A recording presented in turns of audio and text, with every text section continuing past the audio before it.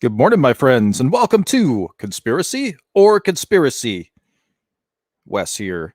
I am the host of Conspiracy or Conspiracy, and we talk about anything conspiracy related, whether it be the New World Order, the Power Elite, the Illuminati, things that go bump in the night, UFO, UAPs, that kind of stuff. Welcome, my friends.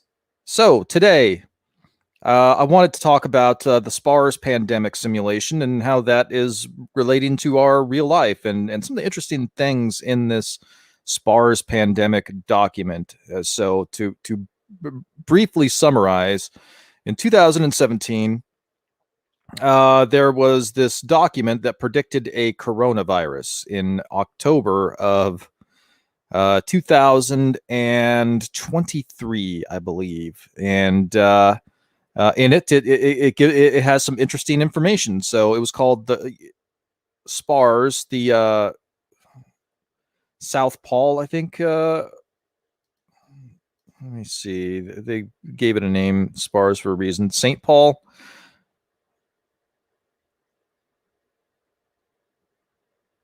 Anyway, there's a coronavirus that shows up in St. Paul, Minnesota. And so this rule book here, and I'll post a link into the chat, talks about how they would respond to a pandemic, and very eerily similar to what we're experiencing now. So let's take a look and see what they have to say on this website, shall we?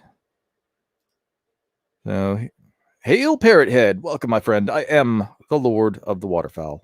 Good to see you.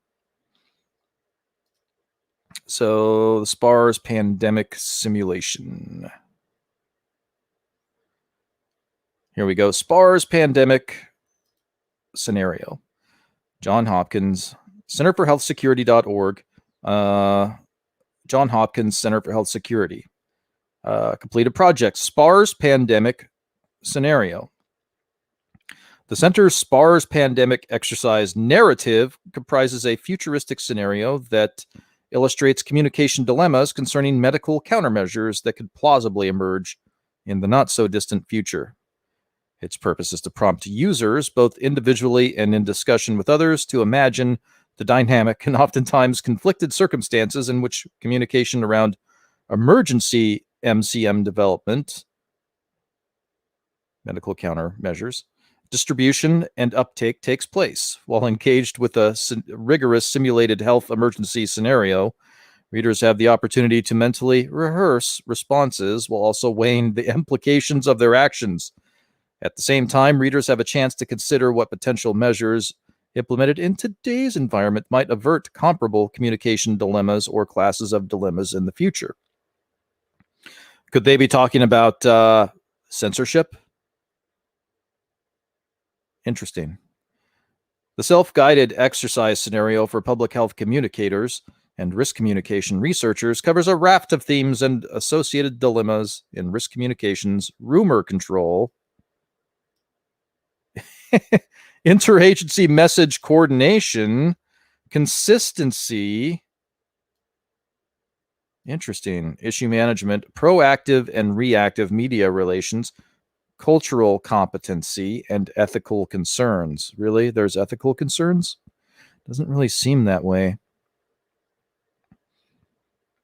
To ensure that the scenario amounts for rapid technological innovation and exceeds the expectations of participants, the Center's project team gleaned information from subject matter experts, historical accounts of past medical countermeasure crises, contemporary media reports, and scholarly literature and sociology, emergency preparedness, health education, and risk and crisis communication. This scenario is hypothetical. The infectious pathogen, medical countermeasures, characters, news media excerpts, social media posts, and government agency responses are entirely fictional. And here we have the names of the team involved. Date completed, October 2017. This is very interesting. So there's a lot of very interesting stuff in this SPARS document, this SPARS simulation. And I think we should dive into it because there's a lot there that it's like, whoa, how is that related to a pandemic? Because they do have some predictions of some things.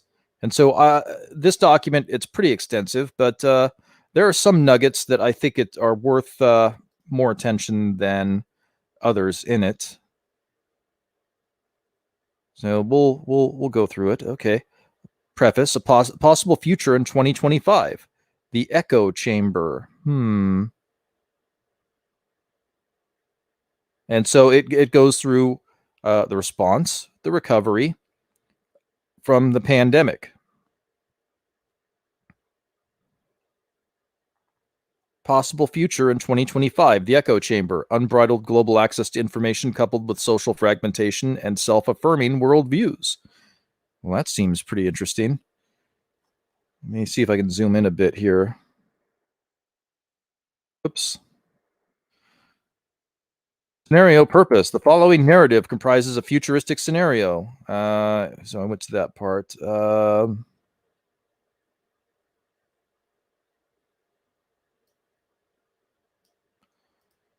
Ogilvy and Schwartz.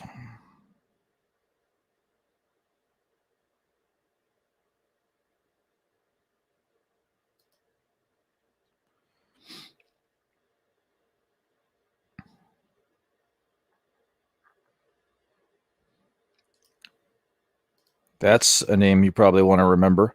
The time frame for the scenario. The years 2025 to 2028 was selected first. Then major socioeconomic, demographic, technological, and environmental trends likely to have emerged by that period were identified. Specifically, two dominant trends are likely to influence regulatory and public responses to future public health emergencies were selected. Varying degrees of access to information technology, and two, varying levels of fragmentation among populations along social, political, religious, ideological, and cultural lines. Scenario matrix was then constructed, illustrating four possible worlds shaped by these trends, with consideration given to both constant and unpredictable driving forces. Interesting.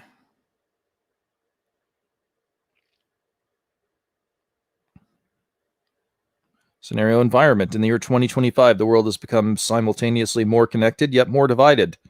Nearly universal access to wireless internet and new technology, including internet accessing technology, thin, flexible screens that can be temporarily attached to briefcases, backpacks, or clothing, and used to stream content from the internet has provided the means for readily sharing news and information.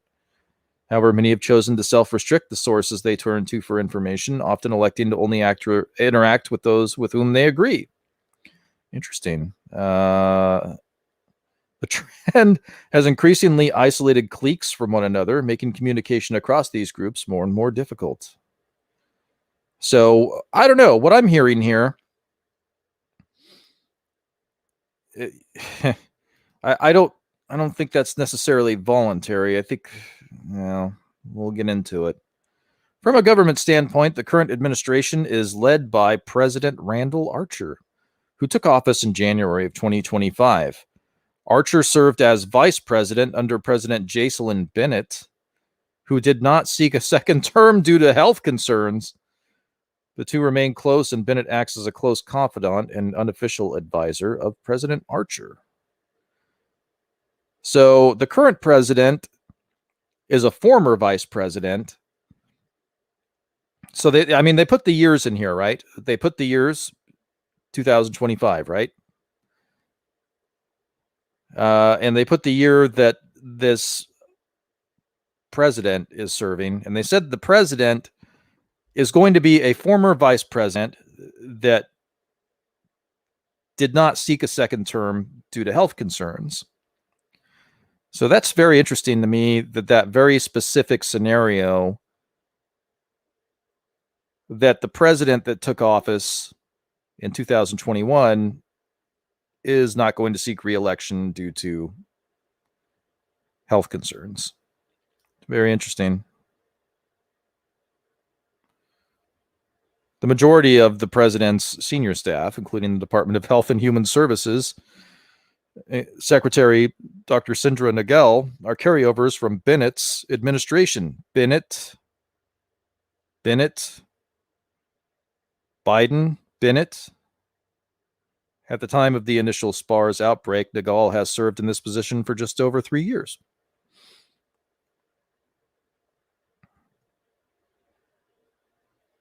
In regards to MCM communication more specifically, the U.S. Department of Health and Human Services, the Centers for Disease Control and Prevention, the Food and Drug Administration, and other public agencies have increasingly adopted a diverse range of social media technologies, including long-existing platforms such as Facebook, Snapchat, and Twitter.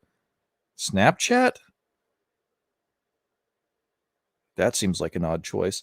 As well as emerging platforms like ZapQ, a platform that enables users to aggregate and archive selected media content from other platforms and communicate with cloud-based social groups based on common interests and current events. Federal and state public health organizations have also developed agency-specific applications and ramped up efforts to maintain and update agency websites. Challenging their technological grip, however, are the diversity of new information and media platforms. Minds anyone? Gab anyone? And the speed with which the social media community evolves. Moreover, while technologically savvy and capable, these agencies still lag in terms of their multilingual skills, cultural competence, and ability to be present on all forms of social media. Can't catapult the propaganda if you're not there. Additionally, these agencies face considerable budget restraints, which further complicate their efforts to expand their presence across the aforementioned platforms, increase social media literacy among their communication workforces, and improve public uptake of key messages. So this is very interesting stuff, isn't it? Already, I'm kind of keen in on the president that they have, being a former vice president, President Bennett. And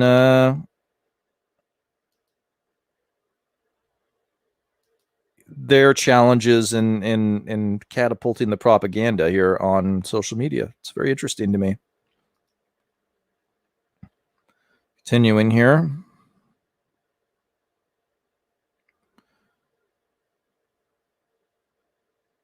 So let's pan down, because let's get into the nitty gritty. So here it's talking about the response part. So that was the premise. This is the response. The SPARS outbreak begins. Third death in a week due to unknown illness in Twin Cities. Sonia Dixon, and it gives a fake newspaper article here. In mid-October, isn't that interesting? October of 2025. I seem to recall another event happening in October. Event 201. So, and some of the first reports, I believe, of coronavirus were around late October, early November of 2020. Mid-October 2025, 3 deaths were reported among the members of the First Baptist Church of St. Paul, Minnesota. 2 of the church members had recently returned from a missionary trip to the Philippines, where they provided relief to victims of regional floods. The third was the mother of a church member who had also traveled to the Philippines with the church group, but who had only been mildly sick himself. Based on the patient's reported symptoms, healthcare providers initially guessed they had died from seasonal influenza, which health officials predicted would be particularly virulent and widespread that fall. However, laboratory tests were negative for influenza. Unable to identify the causative agent, officials at the Minnesota Department of Health's Public Health Laboratory sent the patient's clinical specimens to the Centers for Disease Control and Prevention, the CDC, where the scientists confirmed that the patients did not have influenza. One CDC scientist recalled reading a recent ProMed dispatch describing the emergence of a novel coronavirus in Southeast Asia, and ran a pan-coronavirus RT-PCR test. A week later, the CDC team confirmed that 3 patients were, in effect, infected with the novel coronavirus, which was dubbed the St. Paul Acute Respiratory Syndrome Coronavirus, SPARS-COVID, COV, or SPARS, after the city where the first cluster of cases had been identified. But we can't call, coronavirus China virus. So here we have some fictitious tweets from the CDC. Holiday plans, hashtag stop SPARS by washing your hands and avoiding public places if you feel sick. Feel ill, seek medical attention, use the vampire cough, and avoid others to prevent the spread of SPARS. Practice good hygiene during your Thanksgiving travels. Bring home leftovers, not SPARS. Happy Thanksgiving. Be safe on Black Friday. If you brave the crowds, wash your hands often. If you feel sick, shop on hashtag Cyber Monday instead. This is very interesting. The CDC monitored the situation closely, working with partners in Southeast Asia to quickly develop a case definition for SPARS. Within 4 weeks of CDC publishing a working case definition on its website, nearly 200 suspected cases of SPARS were reported across Minnesota and in 6 other states.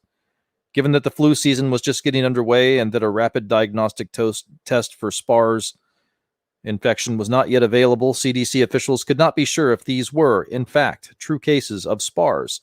Well, that mirrors very closely kind of what we experienced with COVID-19, doesn't it? Really does. Nevertheless, on November 17th, HHS Secretary Dr. Sindra Nagal notified the World Health Organization about the cluster of SPARS cases, concerned that the outbreak might constitute a public health emergency of international concern. As transmission of SPARS was determined to occur via droplet spread, the CDC initially recommended that everyone diligently maintain hand hygiene and frequently disinfect potentially contaminated surfaces. CDC officials further urged anyone with severe flu-like symptoms to seek immediate medical attention. Public health officials were concerned that the upcoming Thanksgiving holiday and Black Friday shopping activities would facilitate the spread of SPARS, but they remained confident that the awareness and prevention messages disseminated annually for seasonal influenza, combined with isolation procedures for suspected cases, would be effective at countering the spread of SPARS. These messages were spread via a variety of traditional and social media sources, including Facebook, Instagram, Reddit, Twitter, and ZapQ. I'm guessing ZapQ is supposed to be Gab. I don't know.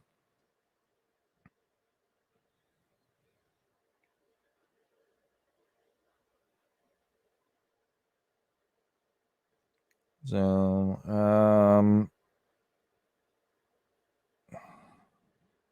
concern among many Americans about the severity of SPARS at this point in the outbreak was moderately high.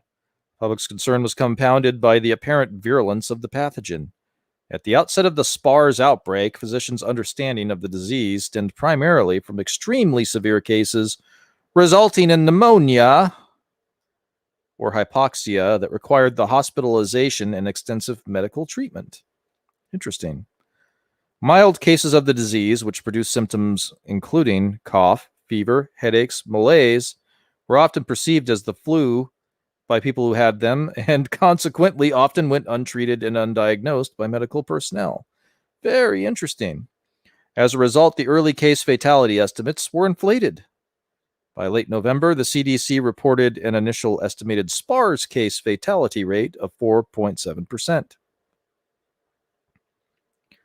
By contrast, WHO reported the overall case fatality rate for SARS was 14 to 15% and over 50% for people over the age of 64.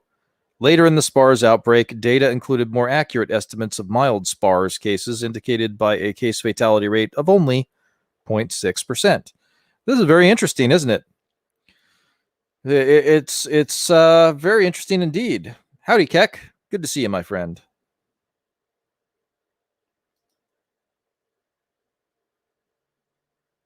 Two additional features of the SPARS virus that were not appreciated at the beginning of the pandemic, but that impacted how the outbreak played out, are also important to consider in a review of this event. First, the virus had an extended incubation period, 7 to 10 days. That's interesting, because that is what they believe with COVID compared to its latent period, 5 to 4 days. Thus, the infected person could spread the virus for up to nearly a week before showing symptoms of the disease themselves. As a result, isolating sick SPARS patients proved to be less effective than the isolating patients infected by other, better characterized respiratory diseases. Second, morbidity and mortality from SPARS were both significantly higher in children than adults. Pregnant women with whose chronic respiratory conditions like asthma and emphysema were also at a higher risk for both disease complications and death.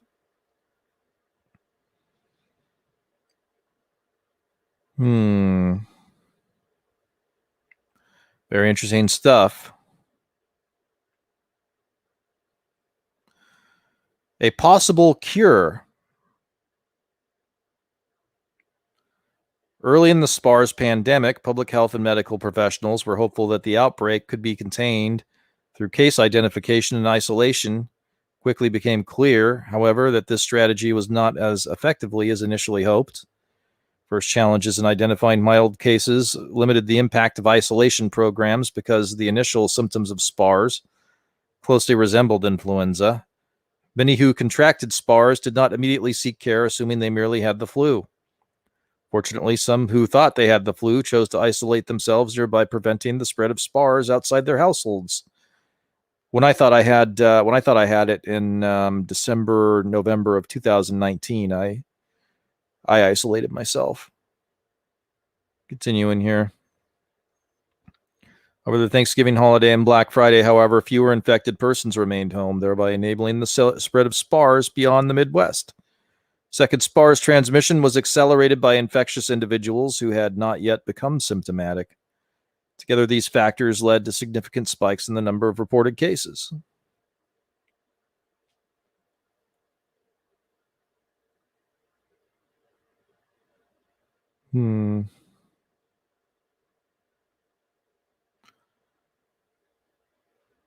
So let's, here we go. A potential vaccine. This is very interesting.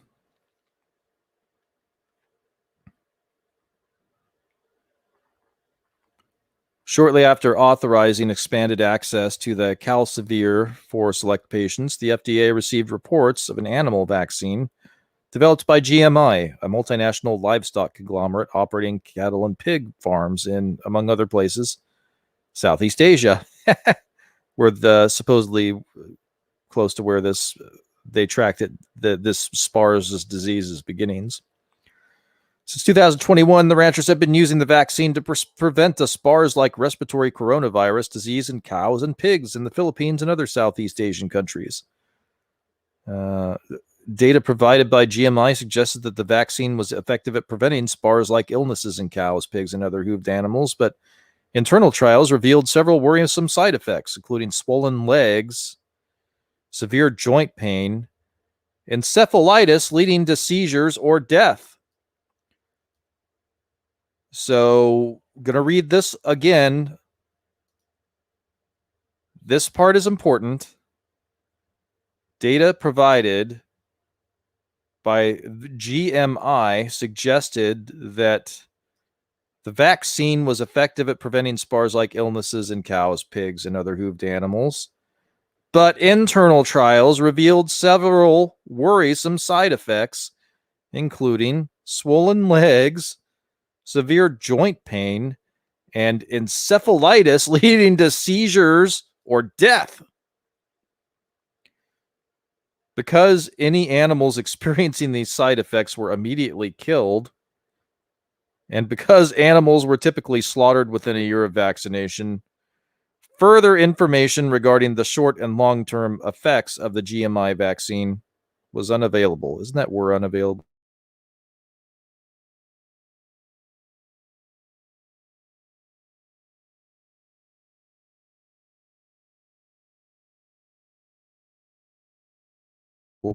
PhDs,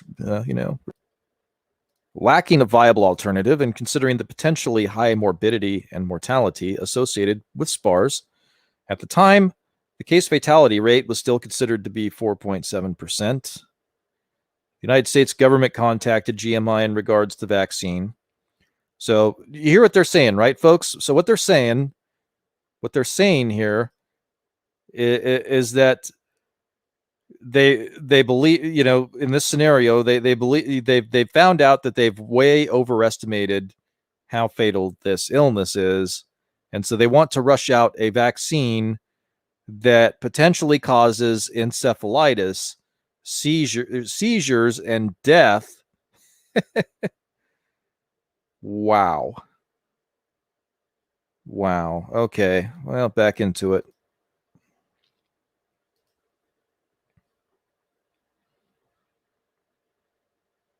After laboratory tests confirmed that the coronavirus affecting livestock in Southeast Asia was closely related to spars, the U.S. began an extensive review of GMI's animal and vaccine development and testing processes. Shortly thereafter, federal health authorities awarded a contract to SynBio, a U.S. pharmaceutical company, to develop a SPARS vaccine based on the GMI model.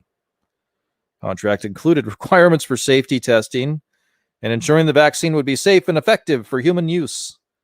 It also provided considerable funding from the National Institutes of Health and included provisions for priority review by the FDA. Additionally, HHS Secretary Nagal agreed in principle to invoke the Public Readiness and Emergency Preparedness Act, PrEP Act, thereby providing liability protection for SynBio and future vaccine providers in the event that vaccine recipients experienced adverse effects. So in this scenario, they know it's dangerous. They're going to go ahead and develop it. And they're going to shield the vaccine companies from liability under the PrEP Act because they are aware of the side effects of the seizures and death that some of the animals had experienced. This is great, right? Oh, here we go. Here's where they talk about us. They talk about us, the public, and social media users.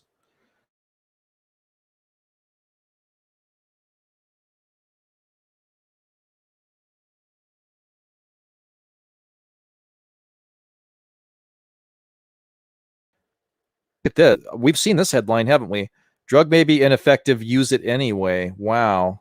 FDA promotes miracle cure for spars. This is interesting. Following limited evidence of success in treating spars with patients with calcivir, the FDA issued emergency use authorization for the drug as a spars therapeutic in the United States, while calcivir had a positive impact against spars. Preliminary data indicated it also caused intense stomach cramping in a statistically significant number of adult cases. Additionally, while initial hopes had been that calcivir would, in addition to treating the disease, prevent or reduce transmission, this was not the case. Nevertheless, due to high public demand for access to viable spars treatments, public health agencies drew from the existing SNS inventories of calcivir. This is very interesting stuff, guys.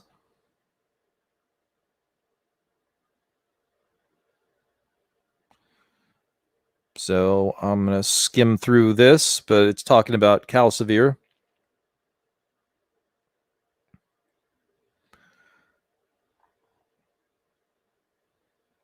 Oh, wait, hold on.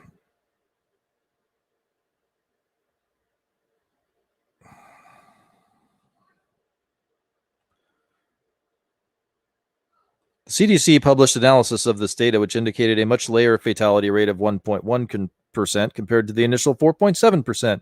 While this information was a relief to public health officials, it did little to quell public concern. In addition, are we seeing what's happening here? Are we seeing the simulation in effect? I think we're seeing the simulation in effect.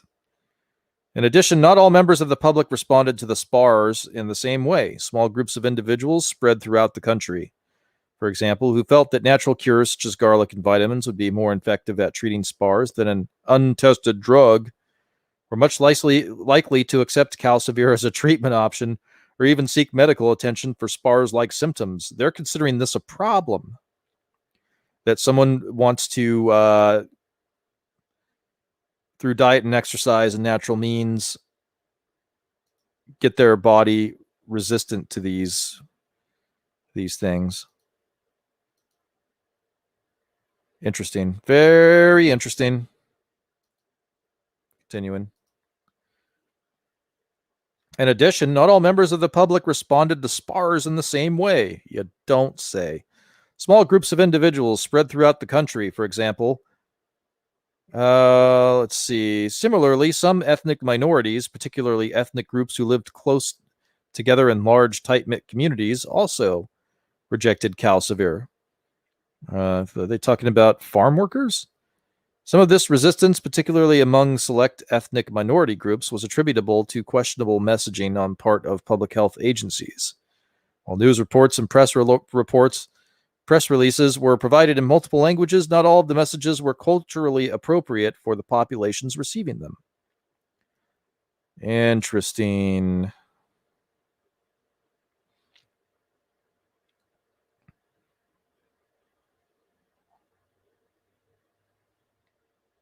Very interesting. Going viral. Chapter 5. Reports of negative side effects associated with Calcivir began gaining traction in February 2026. Despite the negative response, public health agencies continued to make progress until February, when a video of a 3-year-old boy in North Carolina who was hospitalized with spars began projectile vomiting immediately after taking a dose of Calcivir went viral. In the video clip, the boy's physician administers a pediatric dose of liquid Calcivir. A few minutes later, the boy begins vomiting profusely, chokes, and then faints while his mother shrieks in the background. So we've had a video of somebody getting vaccinated and the woman passed out, and nobody has seen the woman since, right? If someone has and she's alive and kicking, please let me know. But I would love to hear it. So here we have some sample tweets. Hands off my kid at Ohio anti-vax mom. Local child vomits immediately after taking Calcivir, and you wonder why I will never give it to my kid? Zoltan Humphreys says, kid looked like he was going to Ralph after taking Calcivir. Got it on video. Passed out in his own puke. Puke, barf, hurl. So it's interesting because they seem to be talking about the vaccine, but they still have that Calcivir drug there. This clip was widely shared across the United States with a variety of captions, including hashtag no Calcivir and hashtag natural is better. The hashtags in turn provided a way for people sharing these views to find one another and band together on social media. They formed ZapQ. I guess that would be like Gab and Minds. And other online discussion groups, which allowed them to receive any messages from the group's members via smartphones and internet accessing technology simultaneously as they were posted. Some members of these ZapQ groups even began to use full-size 12x12 IAT screens and on backs of their jackets, coats, and backpacks to loop the vomiting video for all in their immediate vicinity to see. So again, just to recap, in this scenario, they're saying that people have wearable smartphone technology. But I mean, this could just as easily, really, it's a thinly veiled scenario to relate to our own world. In case anybody comes across it, don't want them to get the wrong idea that this could happen so close to 2017. The social media groundswell quickly overwhelmed the capacity of local, state, and federal agencies to respond and compliance with public health and medical recommendations dropped considerably. The FDA and other government agencies quickly attempted to remind the public that the correlation does not equate causation and that vomiting was not a known side effect of Calcivir. This message, while scientifically accurate, lacked appropriate empathy and failed to assuage the public's mounting fears. As a result, it was largely ignored and public concern continued to grow. Main drug underground. Clearly not safe enough. Retweet. Kid pukes up Calcivir. Hashtag Calcivir is poison. Hashtag drug free means all drugs. Hashtag not my kid. In the following weeks, officials from the FDA, CDC, and other government organizations attempted to promote positive, accurate information about Calcivir. Traditional social media platforms in order to quell the public fear. This messaging, however, was less than optimal in terms of timing and dissemination. While the government took several days to provide an emotionally appropriate message, the spread of the viral video on social media was exponentially faster. By the time the government responded, most people across the country had already seen the vomiting video and formed their own conclusions. Additionally, in their responses, governmental organizations were not able to effectively access all social media platforms. These issues prompted government organizations to improve the timing and impact of their social media responses.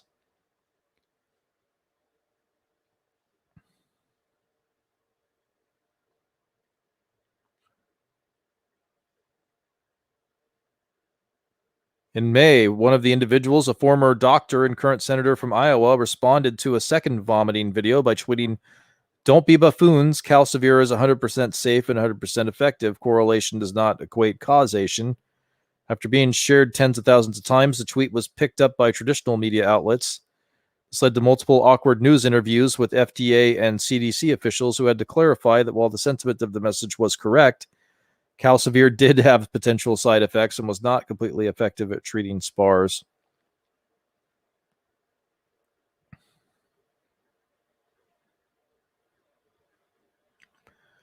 By early June of 2026, the video had become the most shared Zap clip among junior high and high school students across the country who appreciated the shock factor of the video. As a result, the public was continually re-exposed to the anti-Calcivir message for several months after the initial incident and subsequent responses. This is fascinating stuff, right? So in Chapter 6, we get into the vaccine making its appearance.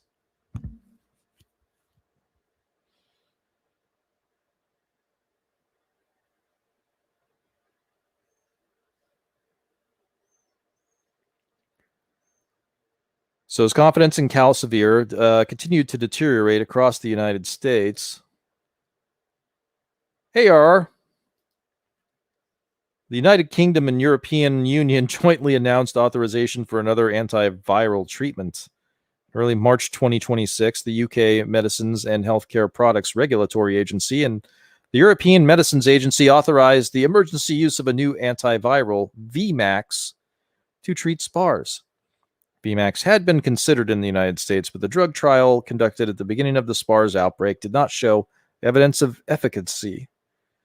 Despite the authorization and promotion of VMAX in Europe, the FDA, CDC, and other U.S. government agencies opted to focus their efforts on supplying and distributing Calcivir and developing a vaccine based on the GMI model.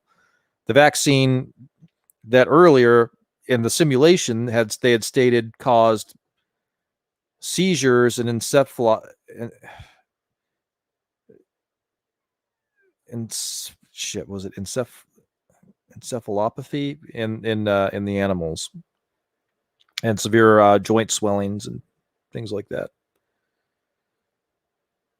Swelling in the joints. Surprise today, the use of VMAX antiviral for SPARS, better safety profile than Calcivir, equally effective. Social media posts from the UK and several European countries alerted many individuals in the United States to the existence of the purported benefits of VMAX. The authorization announcement was also distributed via all major American media outlets and quickly spread via social media. As Europeans began receiving VMAX, they reported their outcomes, good and bad, on a number of social media platforms. This persistent social media buzz around the pandemic ensured that public anxiety remained high, even though the incidence of new SPARS cases had begun to taper off, while the efficacy and side effect posts regarding VMAX were largely similar to those for Calcivir in the United States. Some Americans sought to order prescriptions of VMAX online. Others traveled to Europe to obtain the drug. Here's from the fictional social media posts from UK. Finally getting over spars. Thanks to my VMAX, felt it better in a matter of hours. Didn't boke or nothing. Grr, selfie princess. Hashtag VMAX is useless. Still sick with spars. Plus now I'm doing unthinkable things to the toilet. Well done. Ooh, I hate doing unthinkable things to the toilet. For me, that's usually more than if I have more than a bottle of whiskey in the night.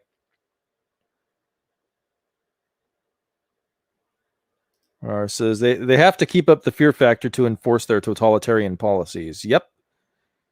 Control must for control.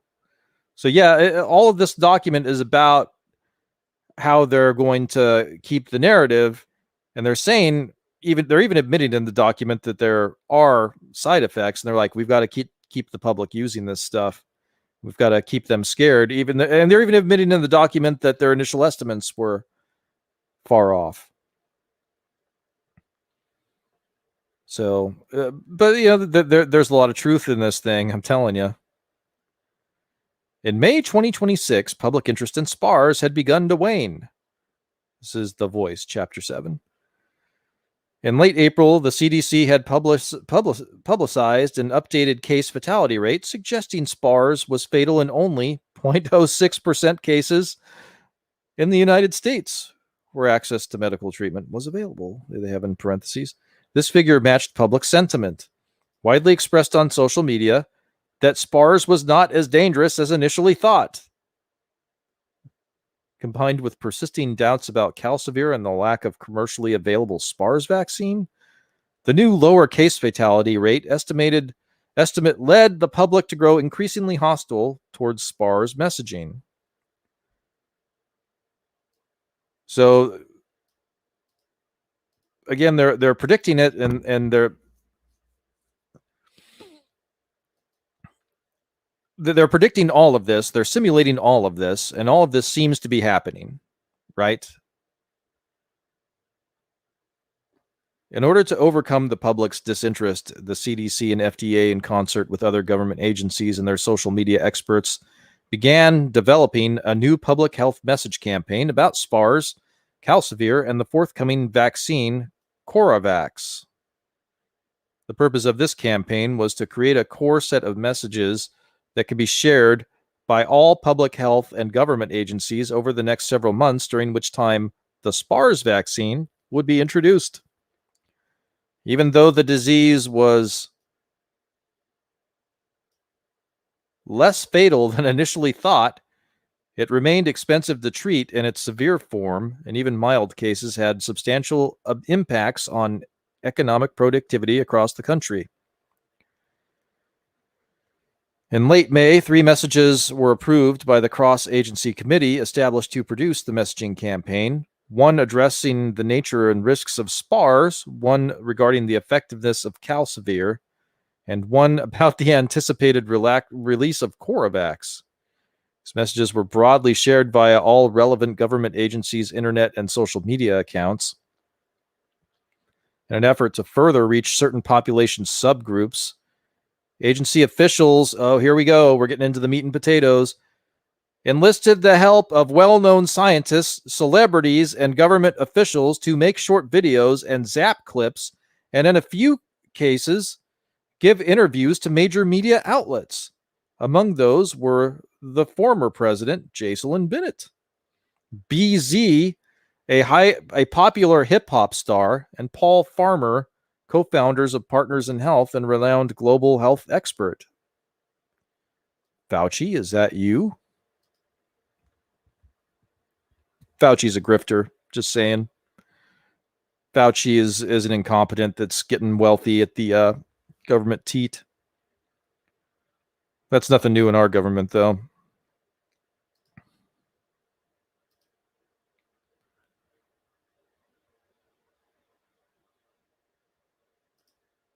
Yeah, their magic viruses are losing their potencies. War is coming. I think we're in the war. I think we're at DEFCON 2, man. Predicting it all just happens as they predicted. Nothing to see here. Right. Nothing to see here at all. The campaign produced mixed results. Common messaging did not reduce public confusion, evinced by a 12 to 23% in the public's correct understanding of SPARS and Calcivir national polls, while common messaging resulted in more cohesive traditional media coverage. The celebrity outreach campaign was more problematic. So here's rapper BZ. When I said yesterday that I was proud of the Black community's contribution to the Tuskegee research, I meant that I was proud of how they remained strong in the face of adversity. I am saddened by the injustice and suffering they experienced. Oh, oh. So they're saying that the celebrities that they're recruiting are not staying on message, and that they're going rogue.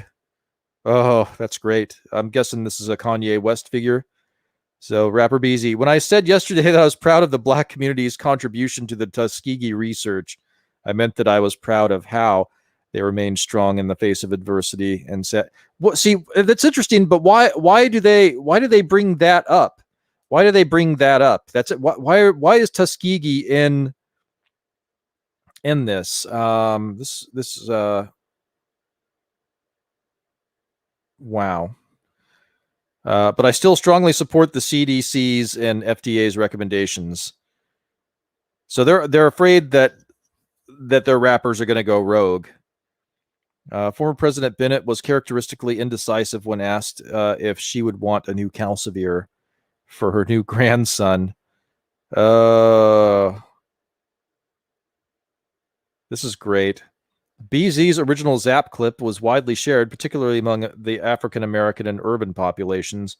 However, in an interview aired on Access Hollywood, during which he was asked about the accelerated clinical trials for Coravax, BZ noted his admiration for those who had volunteered to participate in the trials, and then compared their recent volunteers to volunteers in previous health-related studies, including the men who volunteered at Tuskegee.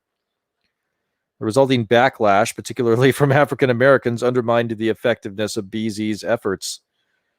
Not long after 60 Minutes aired a live nationally broadcast interview with former President Bennett, when asked if she would want her new grandson to receive Calcivir, Bennett, caught off guard, paused, and eventually gave a hesitant, somewhat contradictory response. Well, experts say the drug is safe, and that's not easy, but I think everyone should make the best decision for their family.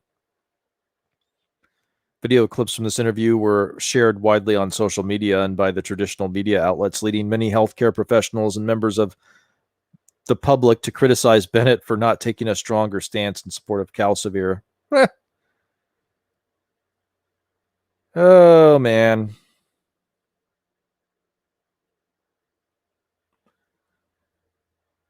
So, now, just an aside here, folks.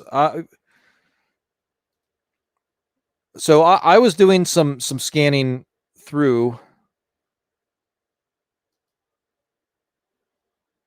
Yeah, Alex Jones did do a great job discussing Fauci. Absolutely. Or Fausti. That's funny. We've been in financial and mind control war, but when that fails, they start kinetic war, and Russia isn't making paternity suits for its military. Yeah, right. Yep, jab them up. Hollywood couldn't have written a better script. Well, I think Hollywood may have had a hand in it. You never know. Sometimes they'll contact Hollywood to do that. But yep, seems to be going as planned. So in the document, they talk about the difficulties reaching the Black community, right? And so I found, and in Event 201, they talked about the need for authoritative sources and silencing voices that aren't part of the narrative. And so I found this very interesting. You'll see that. Hold on. Wait, I shared the wrong one. I'll get to this one in a second. But I've got so many tabs open right now. So I found this on YouTube. It just appeared today. So this just appeared today on YouTube. Let's see if I can get there. I think this is it. The screen has appeared on YouTube. Creators ask the experts, COVID-19 and vaccinations. Featured. Get the facts about vaccines, virus transmission, and health inequality. First video. Ask a black doctor about the COVID vaccine. Here you have a college-looking student person and what looks like a kid. COVID-19 vaccines explained in the 4 levels of difficulty. Here you have, hey, that lady stole my background. You have the truth about vaccines and pregnancy. Ooh. And you have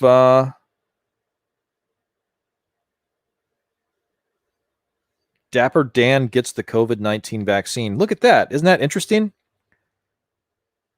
Especially the ask a black doctor about the COVID vaccine. Exactly as their document predicted. Yep, that's why they had to get the black celebrities to take it. Mm-hmm. So I'm kind of curious about what the black doctor. It's an hour long, but I want to see how he sets it up. So let's take a look at that because very interesting. I'm taking a break from Conspiracy Guy Chronicles because I was doing some animations and I was very, very unhappy with how they were turning out. So what's this? Kev on stage. He's got 719,000 subscribers. Let's see what he has to say.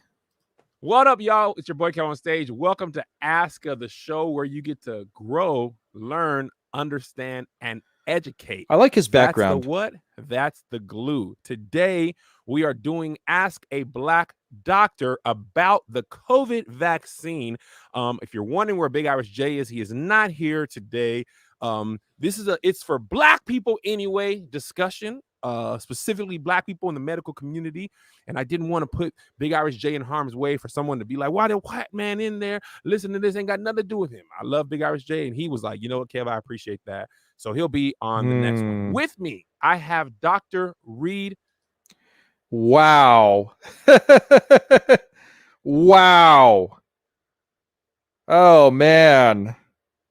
Oh, man, that is crazy.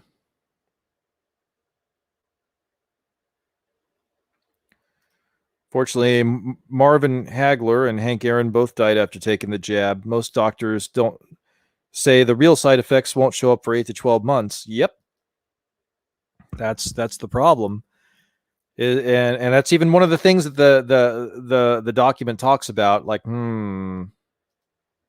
people are going to find out what's going on. So yeah, some of these comments are, yeah, nothing like color blindness and equality for all, yeah, indeed. So look at some of these comments. These comments are great. Here we go. Ask a black doctor about vaccine translates to, whoops, convince the black community to get the vaccine because a black doctor is saying it. This gentleman, Mark, says, yeah, I'm hesitant because they whipped up that vaccine like a hamburger helper meal. That's great. Michael here says, my immune system already does that. Thank God.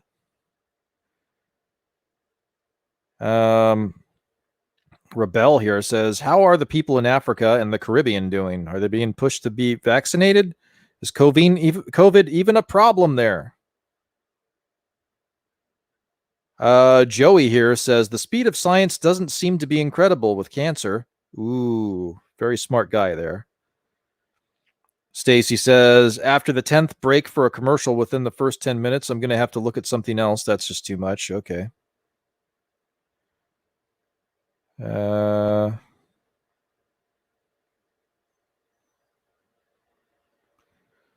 On the far side says, in my humble opinion, we went through this with the flu just a few years back. I'm thinking to open the house up and let fresh air in, but do not lock up in a tight closed house or dwelling. It's just me, a 75-year-old man.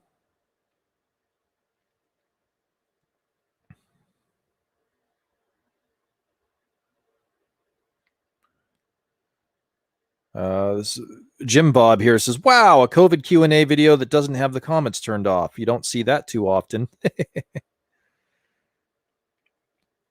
So Food says, I want to make an international trip next year, but I don't want to take this damn vaccine. Pander. Oscar here says, what's up? Yo, bull in the house. Take this poison after knowing full well we're proven liars while you wait through all these commercials. Apparently there's a lot of commercials.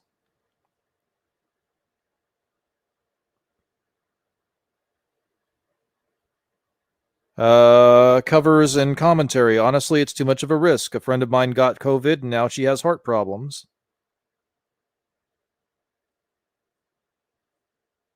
Henry here says, don't do it, my brothers. The mark of the beast. So the audience here seems to know what's going on. They seem to know what's going on.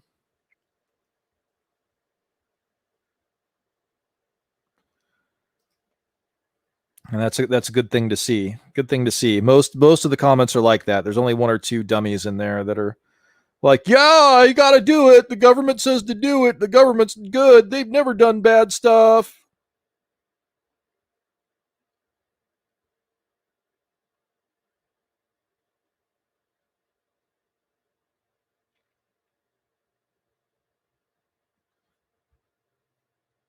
Yeah, shows the narrative isn't working the way they hoped. They could sniff this thing a mile away. It's just like, you know, if I were to go, you know, hang out with the waterfowl and I just like put a decoy duck there, the ducks are going to know it's a decoy, right? And the jab is the toxin, exactly. Yep.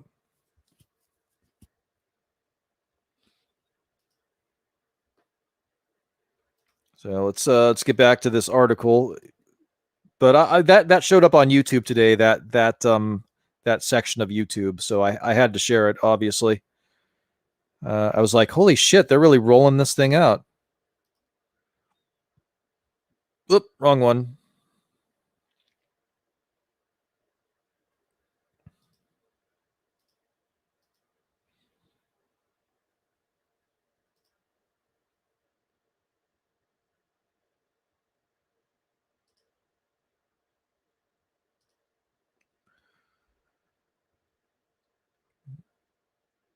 So, let's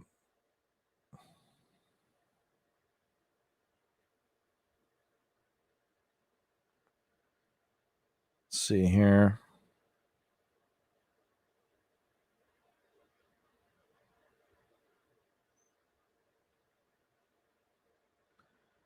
Mid-June 2026, Lasso Therapeutics, the sponsor for Calcivir's clinical trials, released data from a large randomized control trial. The new data suggested that Calcivir was less effective at treating SPARS than initially thought and was in fact on par with ribavirin and VMAX, both of which showed low efficacy as SPARS treatments. These results led the FDA to conclude that all currently available drugs were only minimally effective at treating SPARS. In response, the CDC suggested that healthcare providers continue to provide palliative care to SPARS patients and that if necessary, patients with more mild cases could use over-the-counter medications to alleviate symptoms. Ultimately, this left providers to address patient concerns and demands on their own, which proved frustrating for them and many of their patients. On a positive note, however, the new data suggested that the side effects associated with Calcivir were milder than initially reported. Among adults and children receiving pediatric dosages, only mild stomach irritation was now associated with Calcivir use. I wonder how that happens.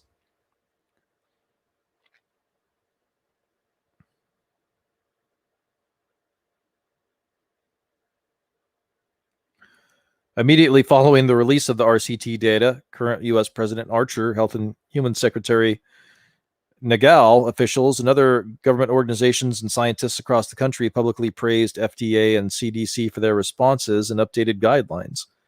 Response on social media, however, was largely negative, citing the vomiting video, reports about VMAX from Europe, and the communication blunders made by President Bennett and BZ. Citizens across the country took to Twitter, Facebook, Tumblr, Vine, and ZapQ to assert that the changing messages merely proved that the scientists knew very little about how to deal with spars. Common social media messages shared during this time included hashtag fake science and hashtag go natural. Response was particularly vitriolic from the burgeoning natural medicine movement. This negative response, in turn, was covered extensively by traditional media sources. The Los Angeles Tribune, for example, ran a front-page editorial responding to local social media posts that questioned the government's response to spars in light of the new revelations about calcivir. The editorial accused the government of shoddy science and wasting tens of millions of dollars to advertise and supply an effective treatment. It ended by questioning the government's other SPARS-related endeavors, particularly the production and promotion of Coravax. The resulting media storm was especially problematic, as Coravax was due to be released in the coming weeks. Oh, we got to set these people up to get the jab. Got to set them up to get the jab. Give them the jab. This virus isn't doing what we wanted it to do or what we told the public it was in order to get them to get the jab. So we've got to make sure that we get the message out that they know to get the jab.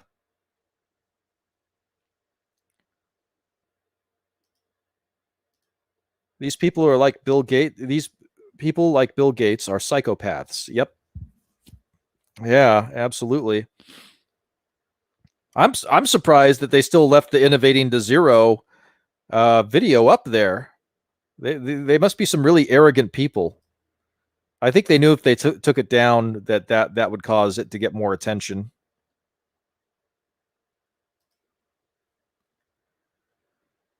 Oh, see, they're talking about this too. That happened.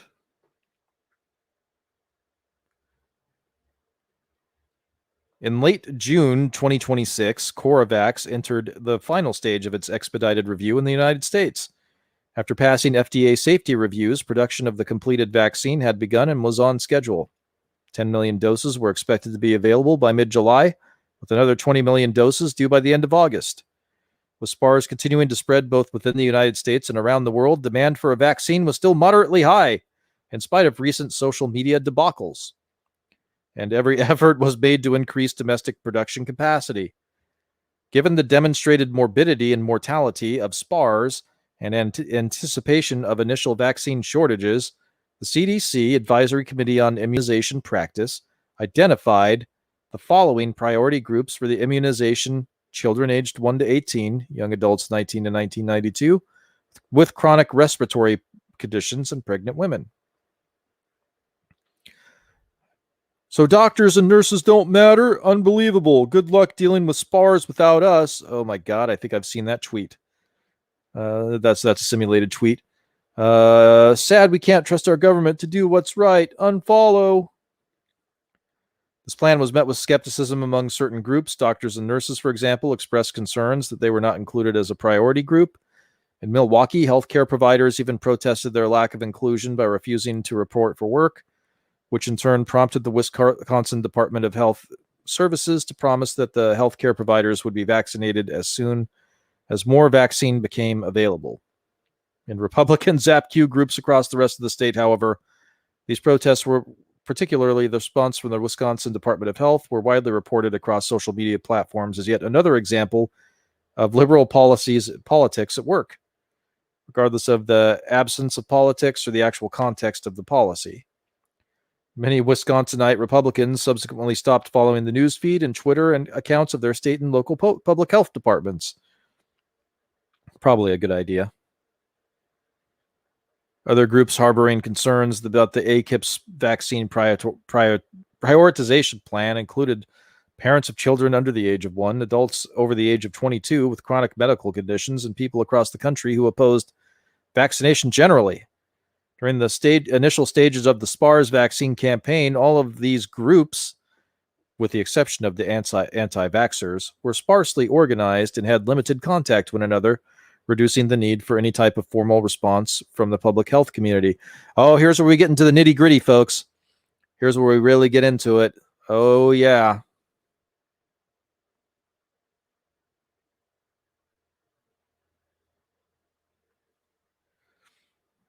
Standing in line, protesting online.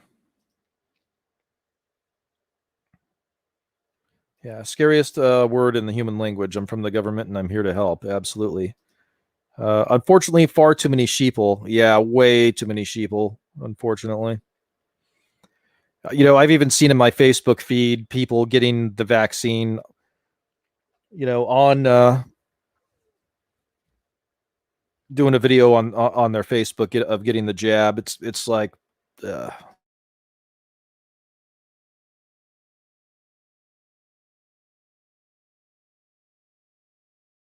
lot of them, and it's funny because a lot of them that are doing these Facebook videos are in medical, and they've told me privately they don't want to get it and that they have to for work, that it's required, and that they're the ones that are to assume the risk. So I kind of wonder, I should probably ask if they're being compelled to do the video from their employer. Yes, government has killed more people than anything else. Yeah. That is true.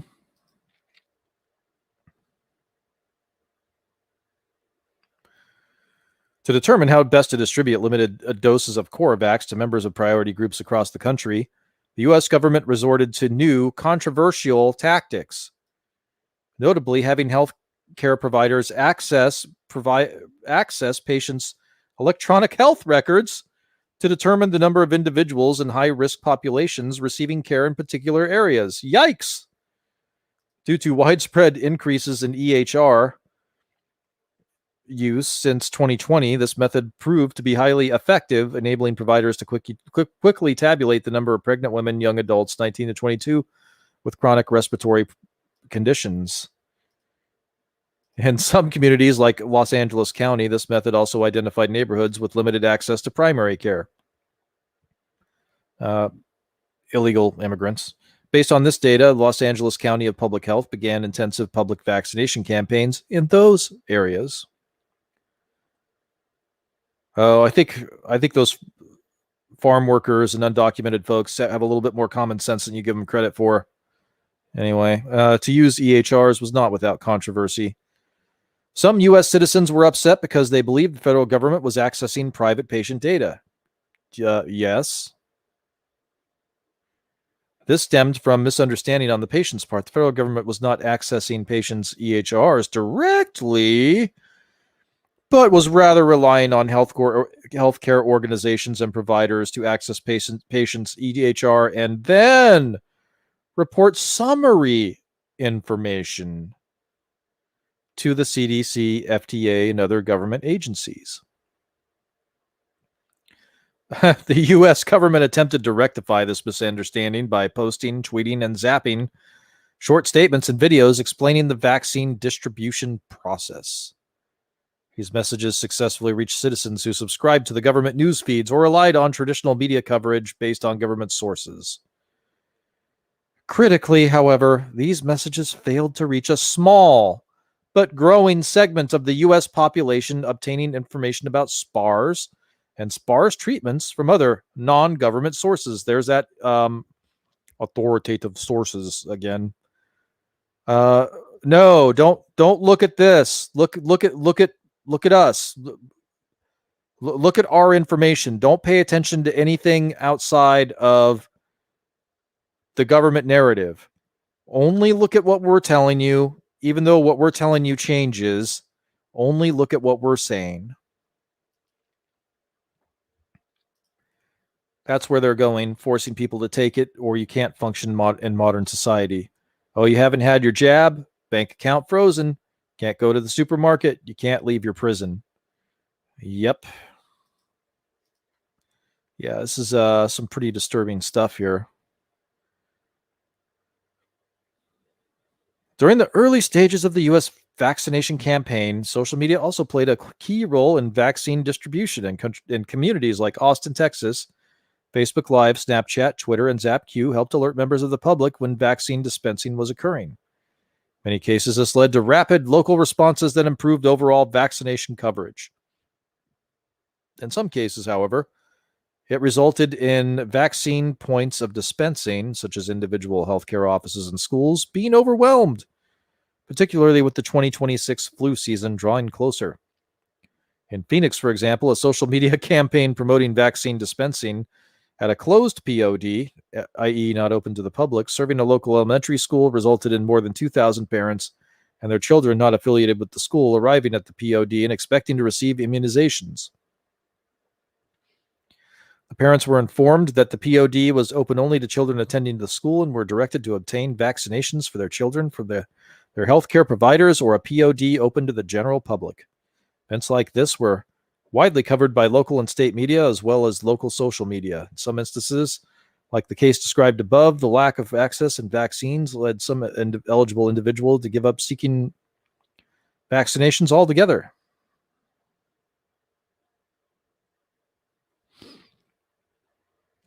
Got to get the jab out. Got to get the jab out. Make sure everybody gets their jab. Oh, here. This is very interesting. This is very interesting right here. This is very interesting right here, this part. Don't put all of your eggs in one basket. Okay, so this is a part that merits much discussion, I think, for people in our community and the community at large.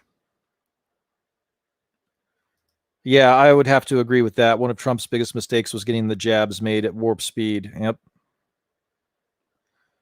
Dot Connector says social crediting 2.0. Yep. Absolutely. Okay, I'm going to go through this part slowly. On July 9th, 2026, a week before Corovax was released for distribution in the United States, the power grid at Grand Coulee Dam in eastern Washington state experienced a catastrophic failure. While the event did not destroy any infrastructure or result in any deaths, it did cause widespread power outages in Washington, Oregon, Idaho, Montana, and British Columbia. Though power was restored within a day of the initial outage, blackouts continued plaguing these areas over the next 3 weeks because summer temperatures in the region are typically moderate and the adequate numbers of emergency generators existed for hospitals and other public facilities. There were no significant public health concerns associated with the event. Unfortunately, all communication about the vaccine rollout was published in electronic form, and consequently, many individuals in the affected areas were initially unable to access information provided by state, local, and federal health authorities regarding Corovax dispensing. So,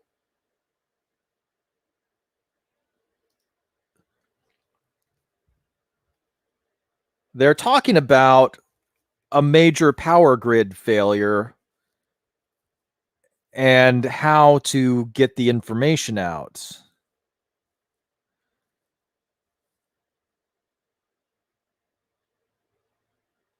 So they're mentioning a power grid failure. And they're saying most people get their information from these electronic means. And if they don't have these electronic means, they can't get the information. And they're also talking about people opposed to this agenda communicating on alternate social media platforms where they don't have a presence or they don't have control, communicating with one another, and that this is a very bad thing for them. So, I don't know.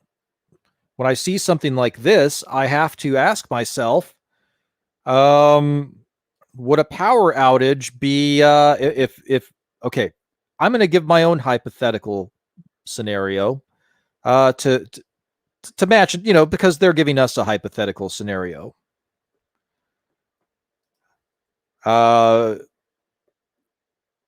People are not buying into government narratives in certain areas. the government is losing control of the narrative. In a panic, the government shuts off the power, or they collude with interests to get the power shut off, so that the only information that you're going to be getting is going to be coming from the government. So is this a tactic that as things heat up, is this a tactic that we're going to see the power being cut?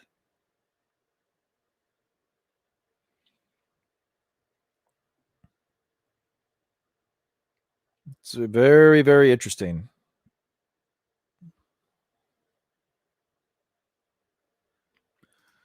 Dot Connector says, if childbearing aged women are getting blood clots from the jab, it's got to affect their reproductive ability. Well, I believe a woman pregnant with twins got the jab and ended up losing her babies.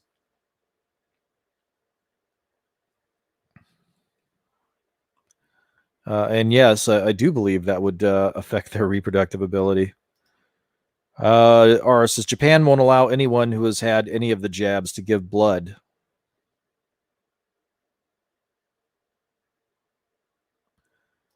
Yep, all part of their plan for population control. Mm-hmm. Indeed, it is. Friend Mr. Gates really seems quite excited about the vaccine. Let's see. State and local public health officials scrambled to hand deliver flyers printed and copied at local emergency operations centers using emergency backup generators to explain vaccine prioritization and POD information. This extremely time-consuming effort exhausted public health workforce already stretched by thin epidemic response and years of budget cuts, but it was ultimately successful.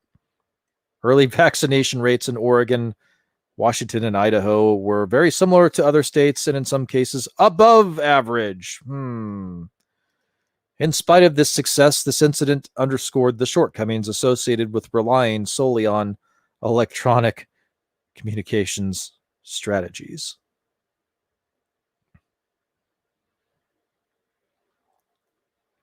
Oh, here we go. This is getting good. Lovers and Haters, Chapter 13.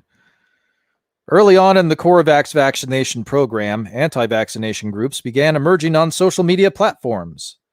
These groups initially came from 4 primary sources: Muslim groups across the country who opposed the vaccine on the basis that the original formulation was used to treat pigs, African Americans who refused vaccination based on continued fear of government experimentation on African American populations. Can't really blame them. And alternative medicine proponents who had also been active in campaigning against Calcivir, and the anti-vaccination activists who were galvanized by the anti-vaccination sentiment associated with the nationwide measles outbreak in 2015. With the exception of this last group, none of the anti-vaccination movements were cohesively organized initially, existing primarily in small, isolated pockets across the country.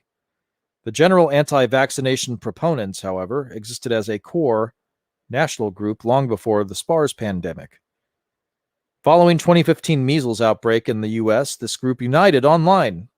By 2016, they had created several primary Facebook groups and numerous Twitter accounts, and began using hashtags like No Vaccines for Me and Vaccines Kill.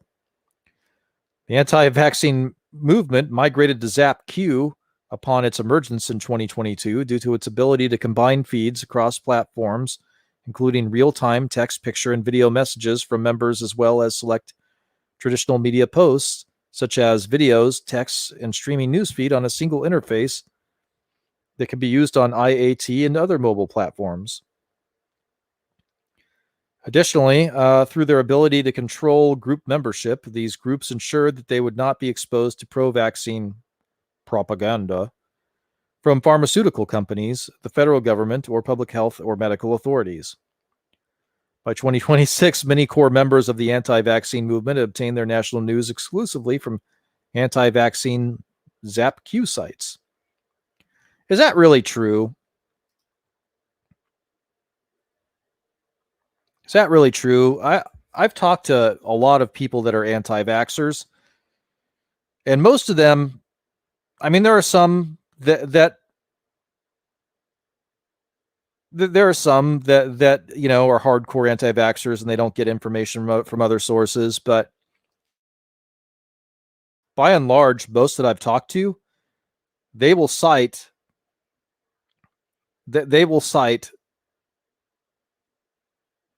mainstream media sources and they will debunk it point by point. So I don't believe that. Yeah, lots of lemmings on the west side of the state. Mm-hmm. Gates is a homicidal maniac. Absolutely. Dot Connector says the elite make the secret they want to reduce the population to a more controllable level. Overpopulation is a myth. Half the food is discarded every day. Yeah. Yeah, it's all part of their cognitive dissonance and propaganda campaign. Get people living in a virtual reality where they can be controlled while the elites live it up in an analog reality. Yep. Elites want the population reduced to 500 million. Yeah, like the Georgia Guidestones say.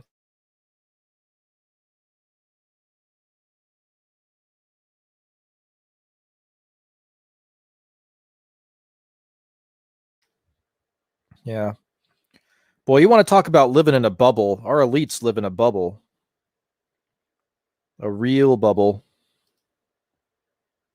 So far removed from their fellow humans.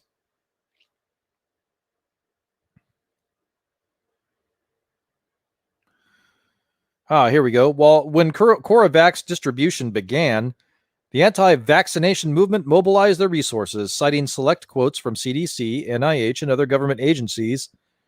Anti-vaccine proponents began spreading the message that CoroVax was inadequately tested and had unknown long-term side effects, which is true, and that natural immunity resulting from contracting the disease was a far more effective means of conferring protection. That is true. That is true. Many of these messages also contain suggestions, once again drawing on carefully selected and edited quotes from CDC, NIH, and other government officials, regarding how to manage SPARS symptoms. The anti-vaccination movement's ubiquity, motivation to prevent vaccine injury, and social media expertise meant that numerous Americans heard their message. National polls conducted in mid-August 2026, for example, showed that 68% of U.S. citizens had seen a post or read a comment from someone expressing anti-CoroVax sentiments. Concern about CoroVax among American Muslims was also common, in particular Muslim immigrants to the United States. These concerns stemmed from early traditional media reports on CoroVax that explained how the vaccine was a derivative of the GMI vaccine used to treat cows and pigs in Southeast Asia. After reading and viewing these reports, several local Muslim leaders mistakenly conflated the origin of the virus with the origin of the vaccine and concluded that the vaccine itself was unclean. As such, they viewed receiving the vaccine as a violation of their faith. By posting their conclusions on social media, their views quickly spread beyond their local communities, and rumors began among Muslims across the country that the vaccine was forbidden. When federal public health officials became aware of the opposition from Muslim communities, they organized a press conference hosted by HHS Secretary Nagal to address the misperceptions. In this press conference, Nagal explained that the CoroVax was designed specifically for humans and not for pigs. She invited Imam Omar Khalifa, a prominent imam in Washington, D.C., to speak at the press conference where he reiterated the secretary's points. He also called on his fellow, I feel sorry for that guy. He also called on his fellow Muslims to embrace SPARS vaccination, assuming that this press conference, which was widely publicized and shared, effectively assuaged the concerns of Muslim Americans. The U.S. government continued with its existing vaccination and promotional campaign. In contrast to most Christian religions, however, the Muslim faith is not at all centralized, and the statements from an imam from Washington, D.C. held little validity from many local Muslim communities. The influence of local imams continued to perpetuate the anti-CoroVax sentiments among many local Muslim communities well into the national vaccination campaign. Consequently, vaccination rates among Muslims generally lagged behind those of other demographic groups in the United States. This is very interesting. Yep, you all got to get the jab. Got to get the jab, everybody. Everybody's got to get the jab. How do we get these people to get the jab? We got to figure out how to get these people to get the jab. They got to get it, hook or crook, however we can do it. We've got to convince them to get it.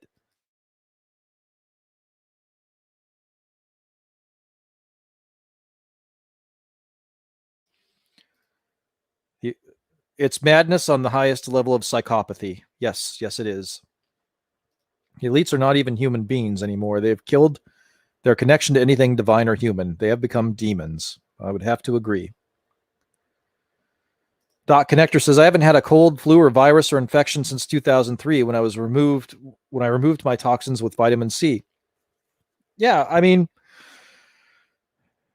be conscious of your diet, your health, exercise, and get some sun every once in a while. And, you're not, I mean, occasionally you'll still get sick, but it won't be as severe. So,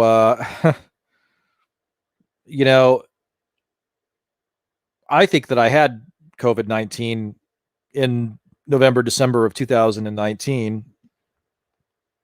And it was a nasty bug, no doubt about it. But I could see how someone with a weakened immune system would have problems with it. But you ain't getting me to take that jab. Or says, I haven't been to a doctor since 2008. Yeah, I like to get checkups every once in a while. The foundation of the control system is maritime admiralty law, which was changed in 1871 from the founding fathers' legal system, says Doc Connector. Yeah, get the jab. They just keep saying it. Get the jab, says RR. Yep.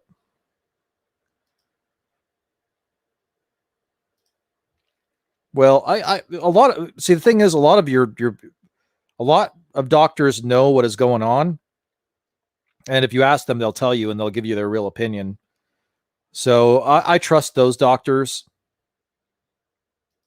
Fortunately, my doctor now kind of sucks, but it is what it is.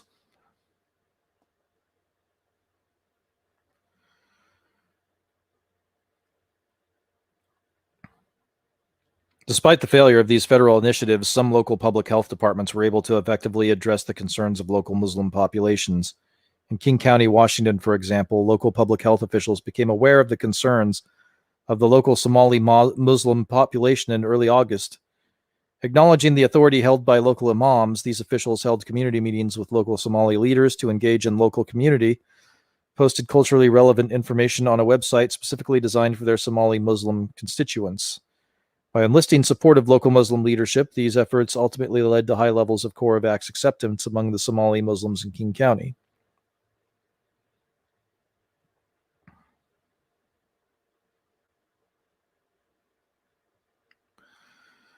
Not all local or state public health departments, however, took this approach. Some were unaware of the concerns of this particular subpopulation, and others felt that resources should be more appropriately allocated elsewhere. The fact that the websites like the one posted by Seattle King County Public Health were publicly available, however, meant that Muslim populations in other areas of the country had access to them. In Denton, Ohio, for example, local Senegalese Muslim immigrants began sharing the link to King County webpage. This, in turn, helped increase Muslims' acceptance of the CORE-VAX in this area, although it diminished their confidence and trust in local public health officials who had not conducted targeted outreach to their community. The concerns of African Americans were very different. Distrust of new treatments, including vaccines, was not a new phenomenon among African American communities, nor should it be, in my opinion. Continuing here. The legacy of the Tuskegee syphilis experiments, the fact that the 2014 Ebola outbreak, experimental therapeutics were not made available to Thomas Eric Duncan, a Liberian traveler who had died in Ebola in Texas, nor too many West African communities struck by Ebola, meant that many African Americans, particularly those living in communities consuming media through local traditional media platforms, feared the possibility of being subjected to scientific experimentation. Those fears worsened during healthcare providers' analysis of EHRs in Los Angeles County, which identified many African American communities, as well as other minority populations, as lacking access to primary care.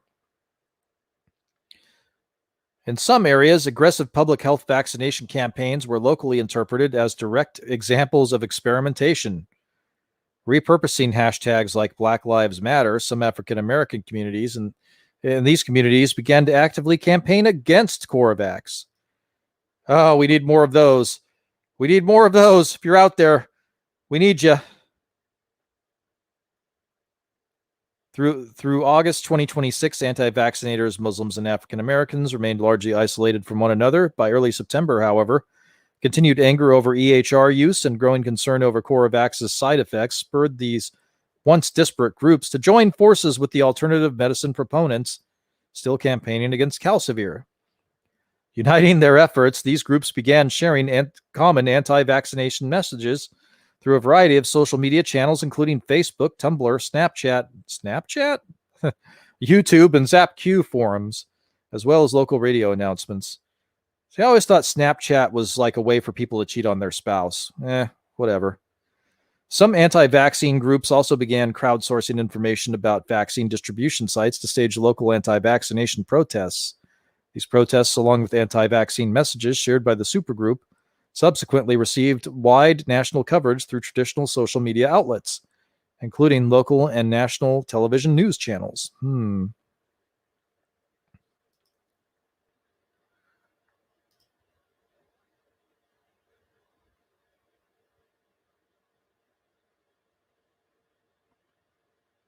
All right. Doc Connector says a virus is really just an exosome which communicates between cells that a toxin is present. Parrothead says, so far I've knowingly been exposed to the bug twice and nothing. Doc Connector says, I tried to get the virus and can't. R says, yeah, referring to the article, they suckered them into taking it. Yep. Disgusting.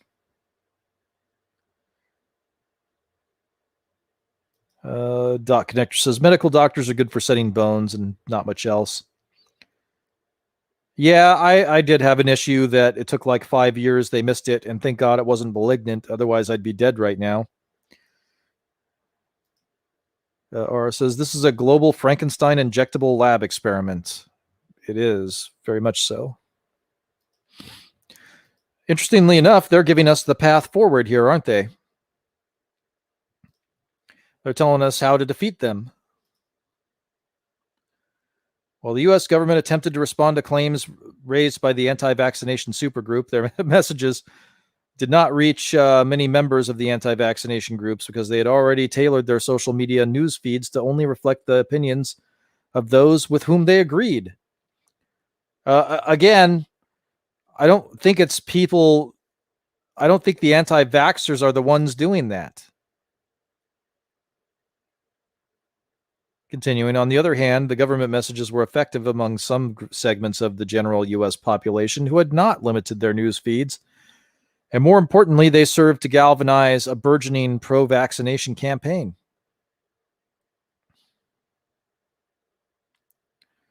During the measles outbreak of 2015, pro-vaccination groups like Mothers Against Vaccine Waivers emerged across the United States. I'm going to say that's probably AstroTurf. With a few exceptions, these small groups lost all momentum by 2018. Furthermore, activity among the groups that remained active was limited to a few underused social media sites and semi-popular hashtags such as GetVax and Vaccines Work and Vaccinate. With the advent of Coravax, the pro-vaccination movement found renewed purpose. By the time Coravax distribution began in July of 2026, it was clear that not only did spars infect children more frequently and severely, but even mild cases of the disease gave rise to secondary bacterial pneumonia in the children. These infections often occurred between 4 and 6 months after initial infection with spars, resulting in greater rates of periodic morbidity. Interesting.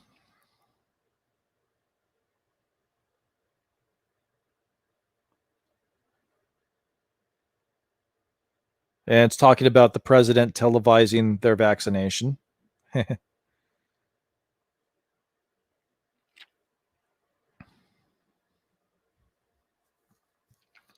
And here it talks about Japan. In 2026, 2 months after the first batches of Coravax were released in the United States, Japan announced it would not approve the vaccine for use in Japan due to concerns that it had not been vetted properly through full clinical trials. Way to go, Japan. Preliminary Coravax trials conducted in Japan had shown that the vaccine was effective at preventing SPARS and that the incidence of immediate side effects was minimal. However, significant concerns remained about the possibility of chronic long-term side effects based on data from the original GMI vaccine. Significant concerns remained about the possibility of chronic long-term side effects based on the data from the original vaccine.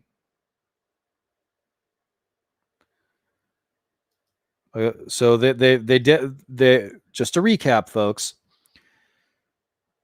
they had a disease that was similar in hoofed animals.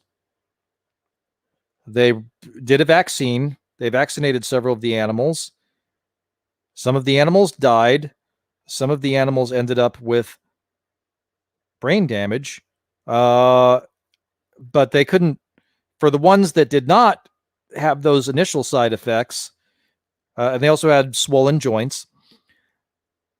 It was they're claiming they were unable to chart any long-term side effects because the animals were immediately killed. But they're rushing the vaccine out, the jab. They're rushing it out to put into humans, and Japan is saying not going to do it. Wouldn't be prudent at this juncture. So Japan is going to develop their own vaccine.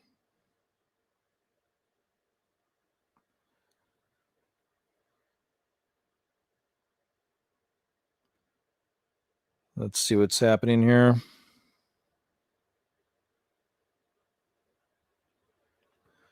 Yeah, there's a reason they're calling it medical practice. They're practicing on you, right?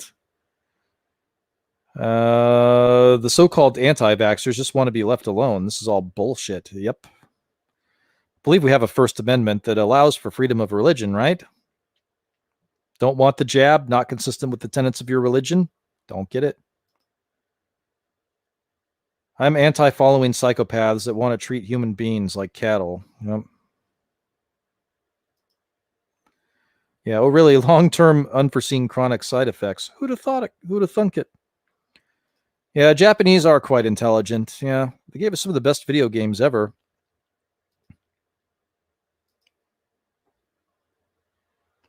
The growing anti-vaccination supergroup also used the Japanese government's decision as further evidence that the Coravax was harmful and should be avoided. Gee, I wonder why.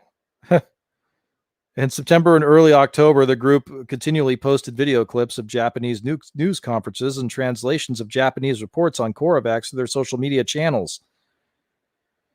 Additionally, the group hosted real-time public conversations with scientists in charge of running clinical trials of Coravax in Japan.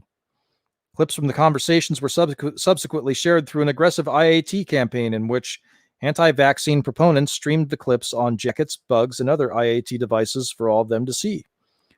So again, this is in their version, they're saying wearable screens. While many U.S. government and traditional media outlets ultimately attributed Japan's refusal to approve Coravax for its desire for a domestically produced vaccine, the story gained little traction from social media platforms. The actions by the anti-vaccination supergroup eventually led to responses from various U.S. government agencies, as well as the emerging pro-vaccination movement. Such responses, however, were not effective at reaching all groups. Many anti-vaccination proponents had previously limited their news feeds to exclude many state and federal agencies and other individuals and groups, particularly those with close ties to Japan, had already begun to consider foregoing Coravax vaccination in the U.S. instead of traveling to Japan to receive the new vaccine once it became available in 2027.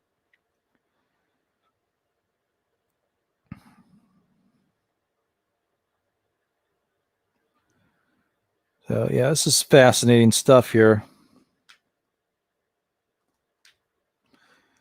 It talks about college students becoming anti-vaxxers, resisting the vax.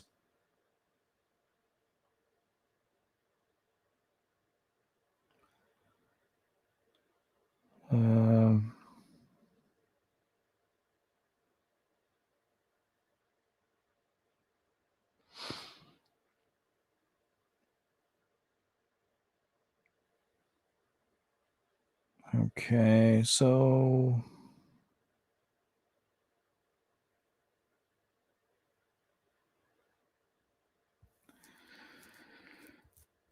here we go.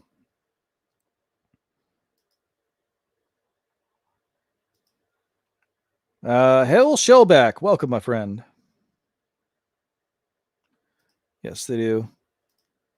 Ours says, I'm thinking that's a place to get to when shit really starts to hit the fan. Well, I mean, they've got Fukushima they're still dealing with, unfortunately.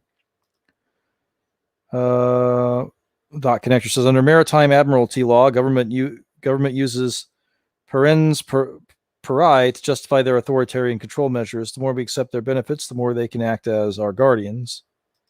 Yes. Who watches the watchers? Yes, indeed. CoreVax production continued throughout the fall and winter. By mid-December, vaccines were no longer limited to priority populations, and by January 2027, efforts to vaccinate the entire U.S. population were actively underway. Global vaccination efforts up to this point were limited by vaccine supply, and while they had a moderate effect on SPARS incidence rates, the disease continued to spread.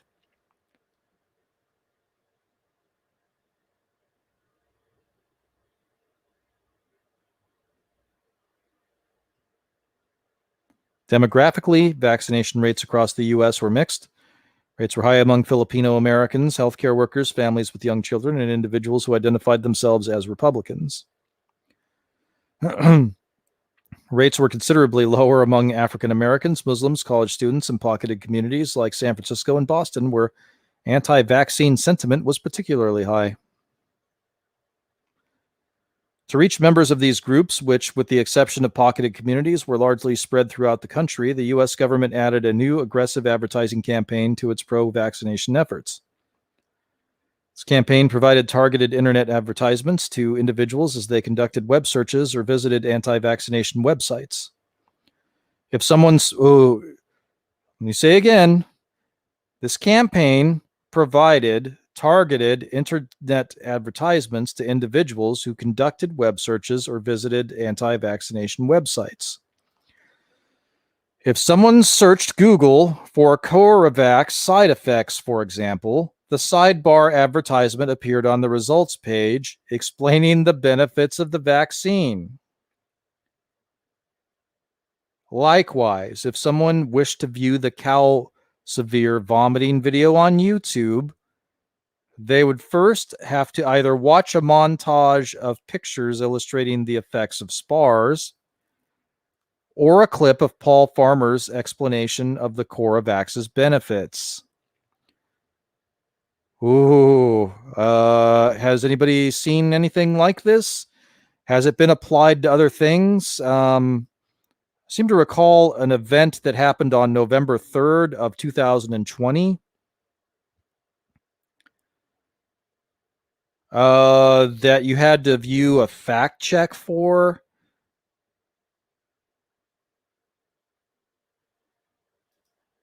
The only way I'm taking it is if they tie me down, which I'm expecting. Wouldn't doubt it. Shelbeck says, what's this 2027 stuff? Are you reading something from the future? I'm actually reading something from 2017, Shellback. It's predicting a coronavirus pandemic with a former vice president that doesn't run for president again because of illness. There's the link. Doc Connector says, anyone who questions the government is demonized. The people self-police each other rather than work together to enact meaningful change. Yep. It's the globalist long-term plans. Yep. So yeah, really heating up here. If someone searched Google for Coravax side effects, for example, a sidebar advertisement appeared on the results page explaining the benefits of the vaccine. Likewise, if someone wished to view the Calcivir vomiting video on YouTube, they would first either have to watch either a montage of pictures illustrating the effects of SPARS or a clip of Paul Farmer's explanation of Coravax benefits. This advertisement campaign required government officials to leverage relationships in the information technology industry, including many companies involved with social media, but the impact was worth the effort. I'm going to say it again.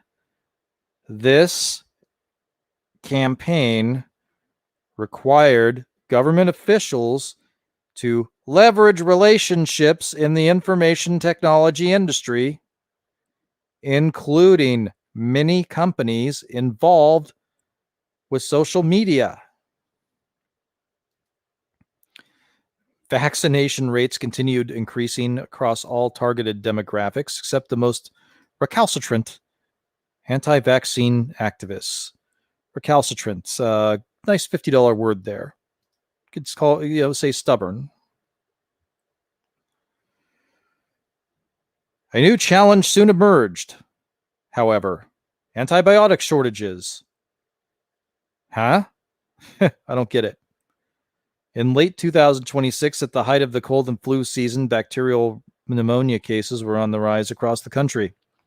Epidemiologic evidence it later indicated that 30 to 40% of children, 10 to 20% of adults developed secondary bacterial pneumonia approximately 4 to 8 months after initial SPARS infections.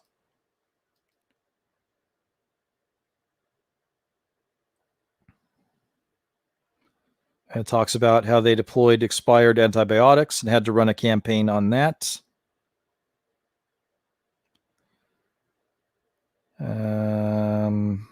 So what they did was they just simply changed the expiration dates on them.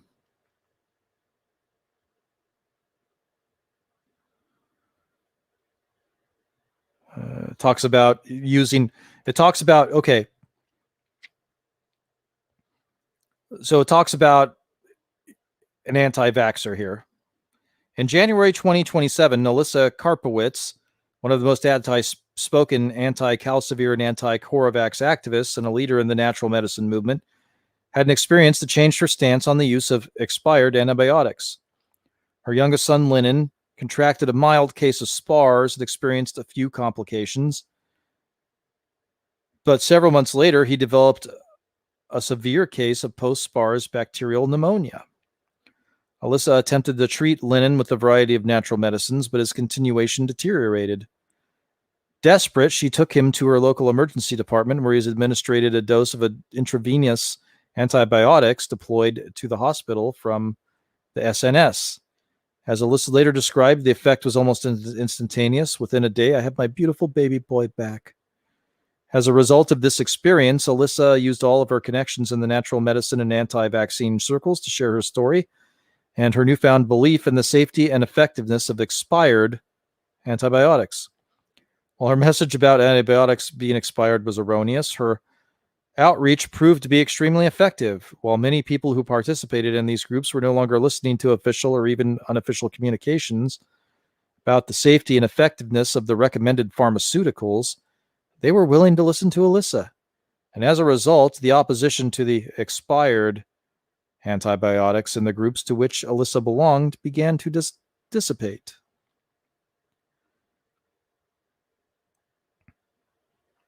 When the government health authorities became aware of the impact of Alyssa's story on her followers and others who heard about her son's recovery, they began to expand their use of social media to gather accounts of positive experiences with Coravax and antibiotics used to treat post-SPARS pneumonia. CDC in particular began mining data from public social media sources for positive stories they could include in their new outreach efforts. While limited to individuals who were still receiving messages from the CDC or news outlets that reported information from the CDC, The impact of these outreach efforts was positive. National surveys conducted in the months following Alyssa's decision to give her son antibiotics and the government's efforts to promote Coravax showed that the opposition to Coravax decreased by 23%, to the antibiotic use from SNS decreased by 61% among the general U.S. population. So they're saying that they're going to target anti-vaxxers to give for these kind of testimonials to change hearts and minds. Co-opt.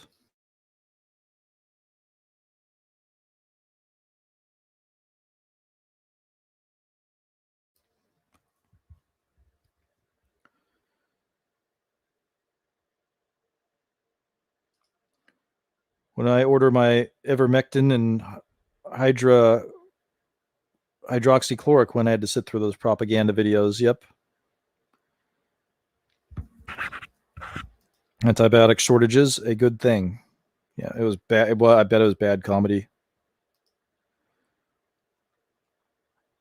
You as the leader of the Decepticons? This is bad comedy. Ah. Yes, antibiotics kill the good bacteria that breaks down food. Yes.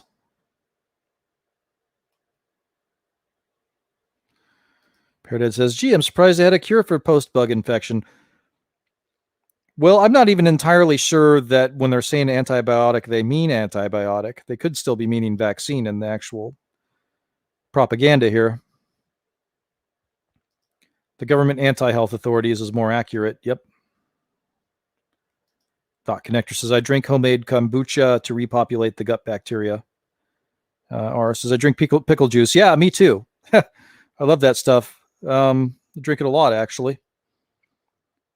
Always have my parents actually save me a jar whenever their pickles are done to give it to me because they don't know what to do with it. All hail Galvatron! Yeah, great movie.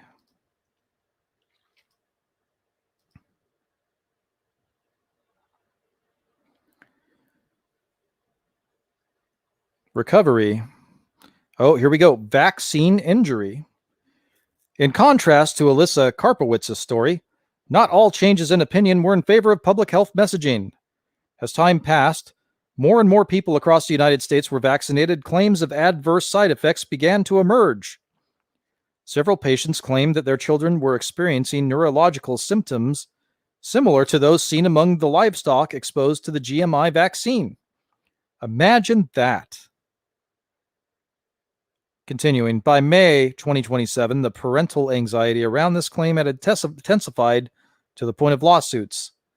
That month, a group of parents whose children developed mental retardation as a result of encephalitis in the wake of Coravax vaccination sued the federal government, demanding removal of the liability shield protecting the pharmaceutical companies responsible for developing and manufacturing Coravax. I'm going to repeat this part. That month, a group of parents whose children developed mental retardation as a result of encephalitis in the wake of Coravax vaccination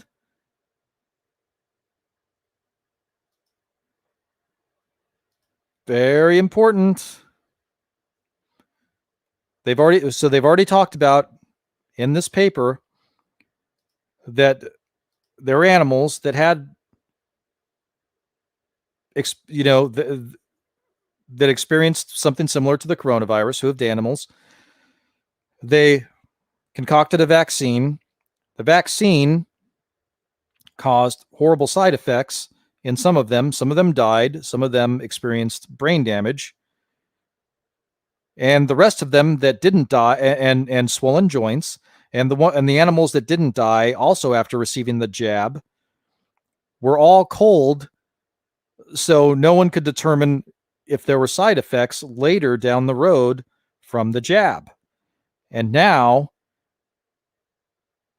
parents having gotten their children vaccinated, the children are starting to experience very similar side effects to those that the animals had received when they received the vaccine.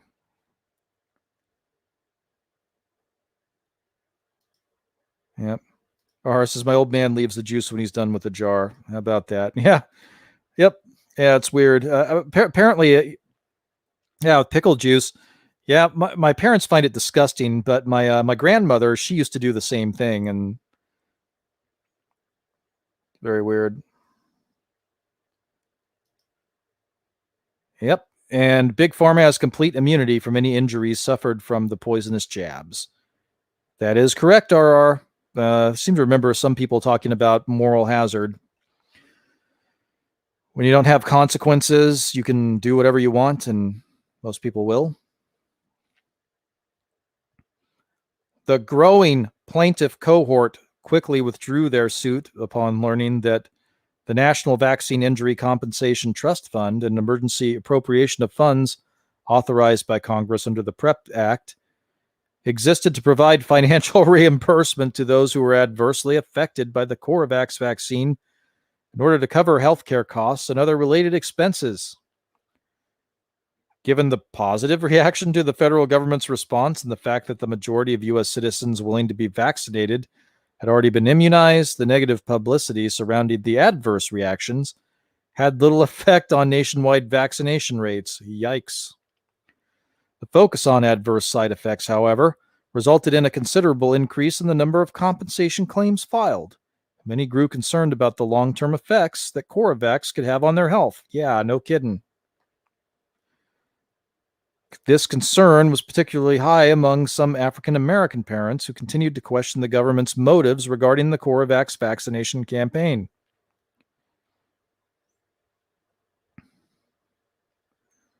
While the FDA, CDC, and other agencies were busy researching possible connections between CoroVax and the reported neurological side effects, their efforts were continually undermined by epidemiological analyses produced by various non-governmental individuals and groups.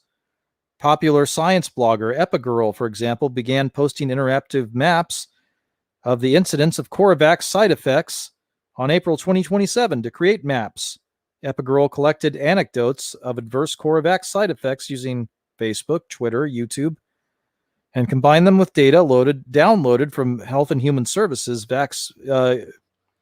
Vaccine Adverse Reporting System, National Vaccine Safety Surveillance Program maintained by CDC and FDA.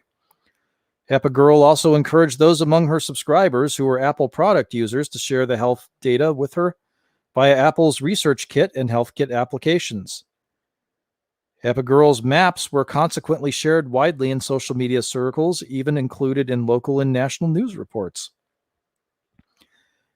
I think that I'm on Epigirl's side here. Yeah, this is madness. Dot Connector says autism rates skyrocketed with the more vaccines that were introduced. Dot Connector says vaccine makers set up the mandatory vaccine court because they knew how damaging their vaccines were. I would have to agree with that.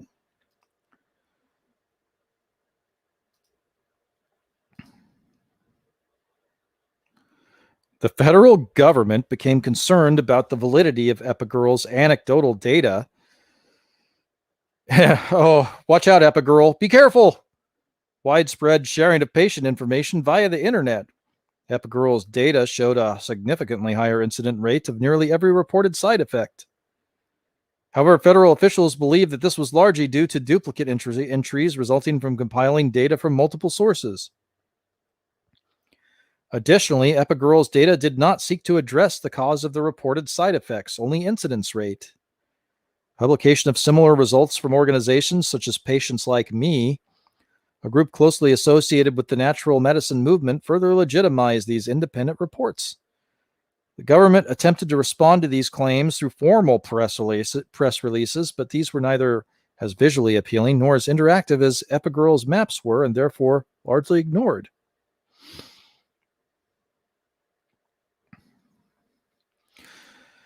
This is great. This part right here. This is great. This is great. While the federal government appeared to have appropriately addressed the concerns around acute side effects of CoroVax, the long-term side effects of the vaccines were still largely unknown. Nearing the end of 2027, reports of new neurological symptoms began to emerge.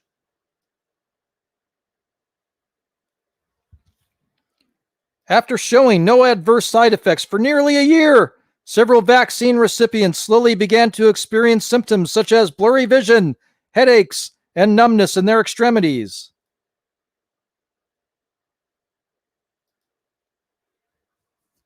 Due to the small number of these cases, the significance of their association with Corvax was never determined. What?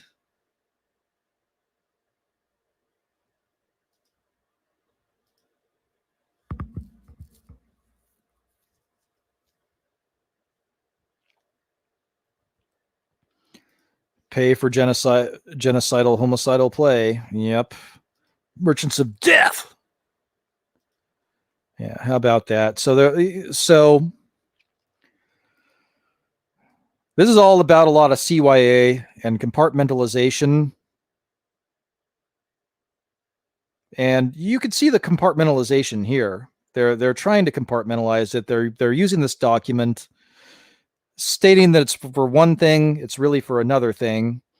There are some people out there that are in medical or that are policymakers that frankly might not be very smart,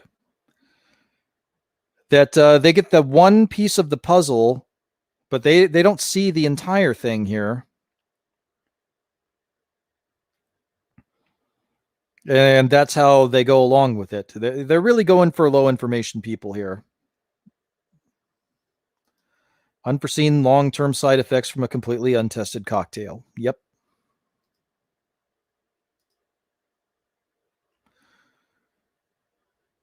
As of this writing, in 2030, longitudinal studies initiated by the NIH at the beginning of the vaccination program have not reached the... Okay. Gonna pause. Gonna pause here for a second. So this scenario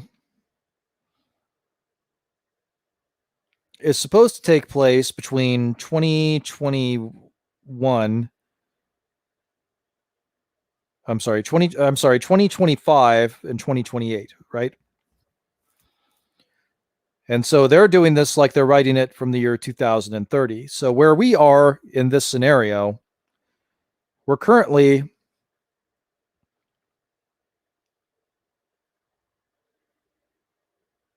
in...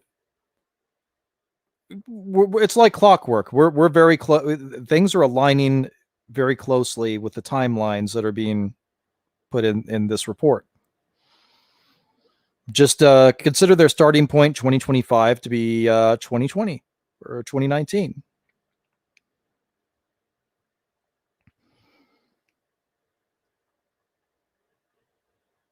So they're saying as of this writing, 2030. So this is them looking in the rearview mirror. This is after all this has gone down. Longitudinal studies instituted by the National Institute of Health at the beginning of the vaccination program have not reached the next round of data collection. So formal analyses of these symptoms has not yet been conducted. Furthermore, these cases arose from the initial cohort of vaccine recipients, those in high-risk populations, including those with other underlying health conditions, making it increasingly difficult to determine the extent to which these symptoms are associated with the vaccine. You gotta love these people. As cases emerged, patients began filing for compensation under the PrEP Act. Due to the lingering uncertainties under the possible links between the vaccination and reported neurological symptoms, their compensation requests were placed on indefinite hold. Pending further data analysis, this cohort, many of whom were adamantly supported the Corvax vaccine initially, quickly took to social media to publicize their issues. Despite relatively few reports of neurological symptoms, the social media response was immense. After experiencing initial success with PrEP Act compensation policies working diligently to ensure transparency through the claim request and evaluation process, HHS was caught off guard by a new round of negative publicity. They were pressured by the public and media to award compensation to those claiming long-term effects from Corvaxes, despite having no data to support these claims. Okay. Displaying a fundamental misunderstanding of scientific research, many demanded proof that the vaccines did not cause long-term effects. So there's the defense. Nagel firmly and vocally supported the decision to postpone evaluation of all claims and long-term side effects, and invited independent congressional investigation to ensure the PrEP Act was being properly implemented. So in this scenario, the government is saying, we're going to stop your claims until Congress can do a committee and determine whether or not the claims are valid. While the people that are suffering the side effects are dying or suffering horrific injury. Yeah, they missed the forest for the trees. Yep.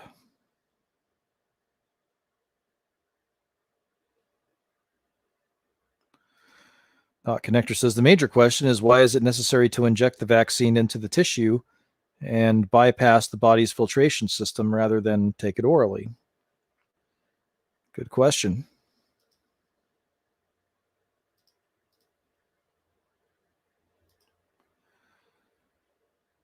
In addition to demands for immediate compensation, Congress faced public pressure to increase the PrEP Act emergency appropriation.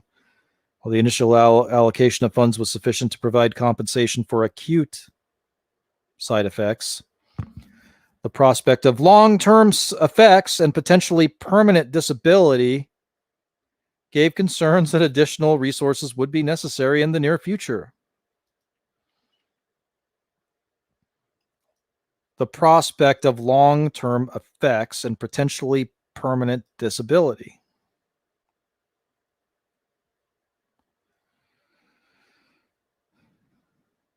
And so this part just talks about how the politics of acknowledging the people that have died from SPARS, and talking about the emotional toll of people that have been affected by SPARS.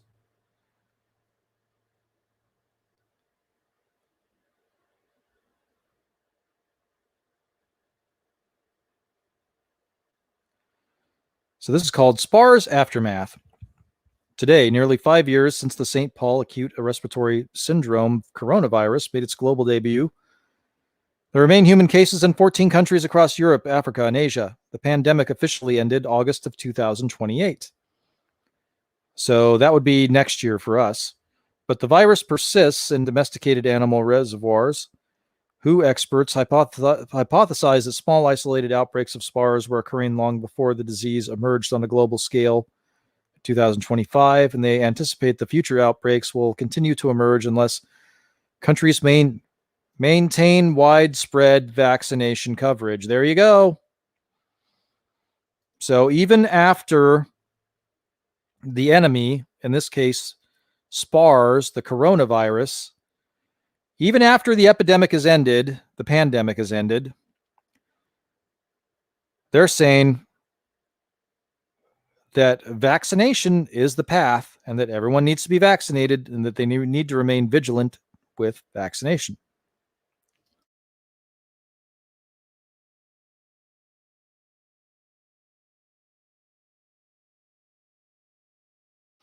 So this is all very fascinating stuff. And shows how insidious they are. This is the playbook. This is the playbook. And then, of course, you know, some of this crept into Event 201.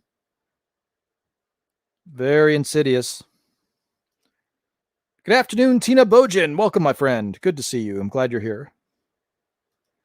R says, one possibility is it's a genetic software program that needs to be placed directly into the tissue to begin rewriting the genetic code. Companies label them the software for life. Ooh. Yeah. Yep. Just a small hint. Yep. So are you getting it? It seems like they really want to get everyone injected with this jab. As the pandemic tapered off, several influential politicians and agency representatives came under fire for sensationalizing the severity of the event for perceived political gain. As with many public health interventions, successful efforts to reduce the impact of the pandemic created the illusion that the event was not nearly as serious as experts suggested it would be. President Archer's detractors in the Republican Party seized the opportunity. Interesting. So President Archer is a Democrat, and this paper was made in 2017. This is very interesting. President Archer's detractors in the Republican Party seized the opportunity to publicly disparage the president and his administration's response to the pandemic, urging voters to elect, quote, a strong leader with the best interests of the American people at heart, unquote. Widespread social media movement led primarily by outspoken parents of affected children, coupled with widespread distrust of big pharma, supported the narrative that the development of the SPARS MCMs was unnecessary and driven by a few profit-seeking individuals. Yes. Conspiracy theories also proliferated across social media, suggesting that the virus had been purposefully created and introduced to the population by drug companies, or that it had escaped from a government lab secretly testing bioweapons. I'll read it again. Conspiracy theories also proliferated across social media, suggesting that the virus had been purposefully created and introduced to the population by drug companies, or that it had escaped from a government lab secretly testing bioweapons. After action reports, government hearings, and agency reviews following the pandemic were too numerous to count. Emergency funding appropriated by Congress to fight the disease became available partway through the course of the pandemic, but federal, state, and local public health agencies struggled to manage the procedural requirements to spend it. As a result, significant amounts of emergency funds remained unused as the pandemic wound down. This is great. As the investigations grew in intensity, several high-ranking officials at the CDC and FDA were forced to step down and withdraw from government in order to, quote, spend more time with their families. Exhausted employees of these agencies, many of whom worked long hours, 6 or 7 days a week through the pandemic, simply wanted to put the whole response behind them. Little desire remained on the part of decision makers or those who had served in the trenches during the response to rehash the events of the past several years. The very real possibility of a future SPARS pandemic necessitates continued commitment to vaccination programs, as well as accurate, culturally appropriate, and timely communication from public health agencies across the planet. While the communication experiences of the SPARS pandemic of 2025 to 2028 offer some examples for how this communication can and should occur, they also identify practices that should be avoided or at least modified for responses to future public health emergencies. There it is, folks. There it is.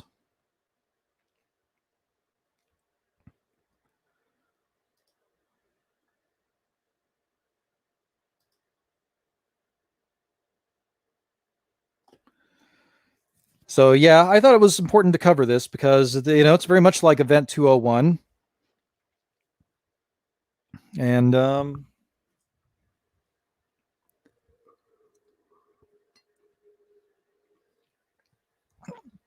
you're seeing this playbook in effect right now. Yep. Put out to pasture. They served their function. Yep. Thanks for lying for us, guys. You go now before people start asking you too many questions and they get some truth. Just go away. Just go away. What a wonderful world. I see leaves of green. Yeah, interestingly enough, that song was played in the movie 12 Monkeys, was it not?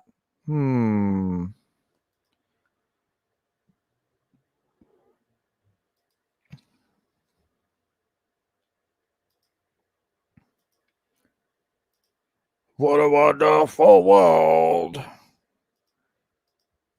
I can't do it without it sounding metal. Yep.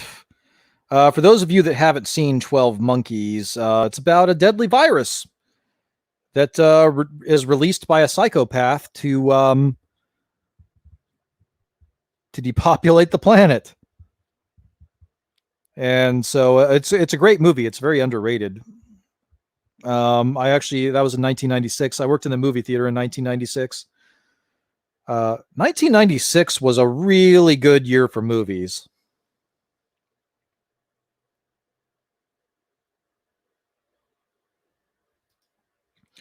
Tina says, my 21-year-old son received a now recalled vaccine booster that triggered a low platelet blood disorder, autoimmune disease. So he's exempt from receiving any new vaccines since he was 5.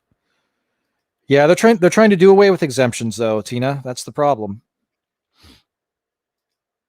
They want to do away with waivers, exemptions, all that stuff, and they want to make, with the vaccine passports and all of that. They want everyone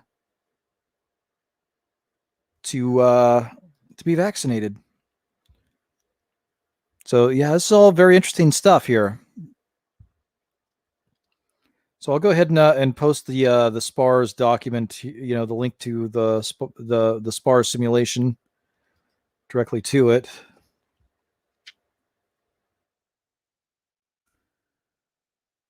So what do we think, folks? Predictive programming? Reading between the lines, is this the playbook? This was something that was intended. I mean, they mentioned escaping from a lab. They mentioned conspiracy theorists. They mentioned their tactics to co-opt people.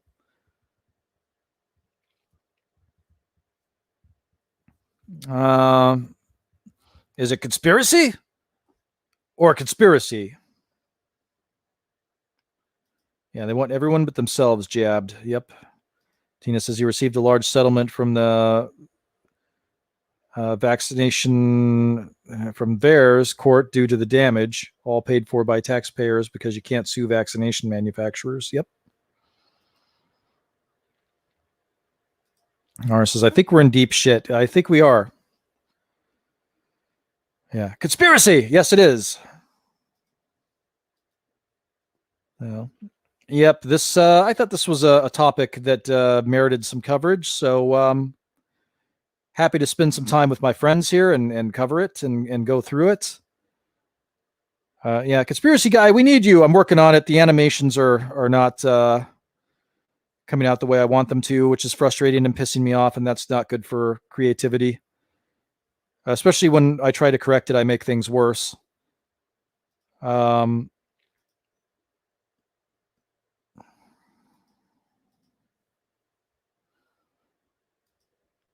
So, yep, that's a conspiracy guy is going to work on that stuff today, and appreciate you guys hanging out with me. I'm going to go ahead and get some lunch and probably hit the gym. If you're not subscribed, I would love to have you as a subscriber. Thanks for watching. See ya.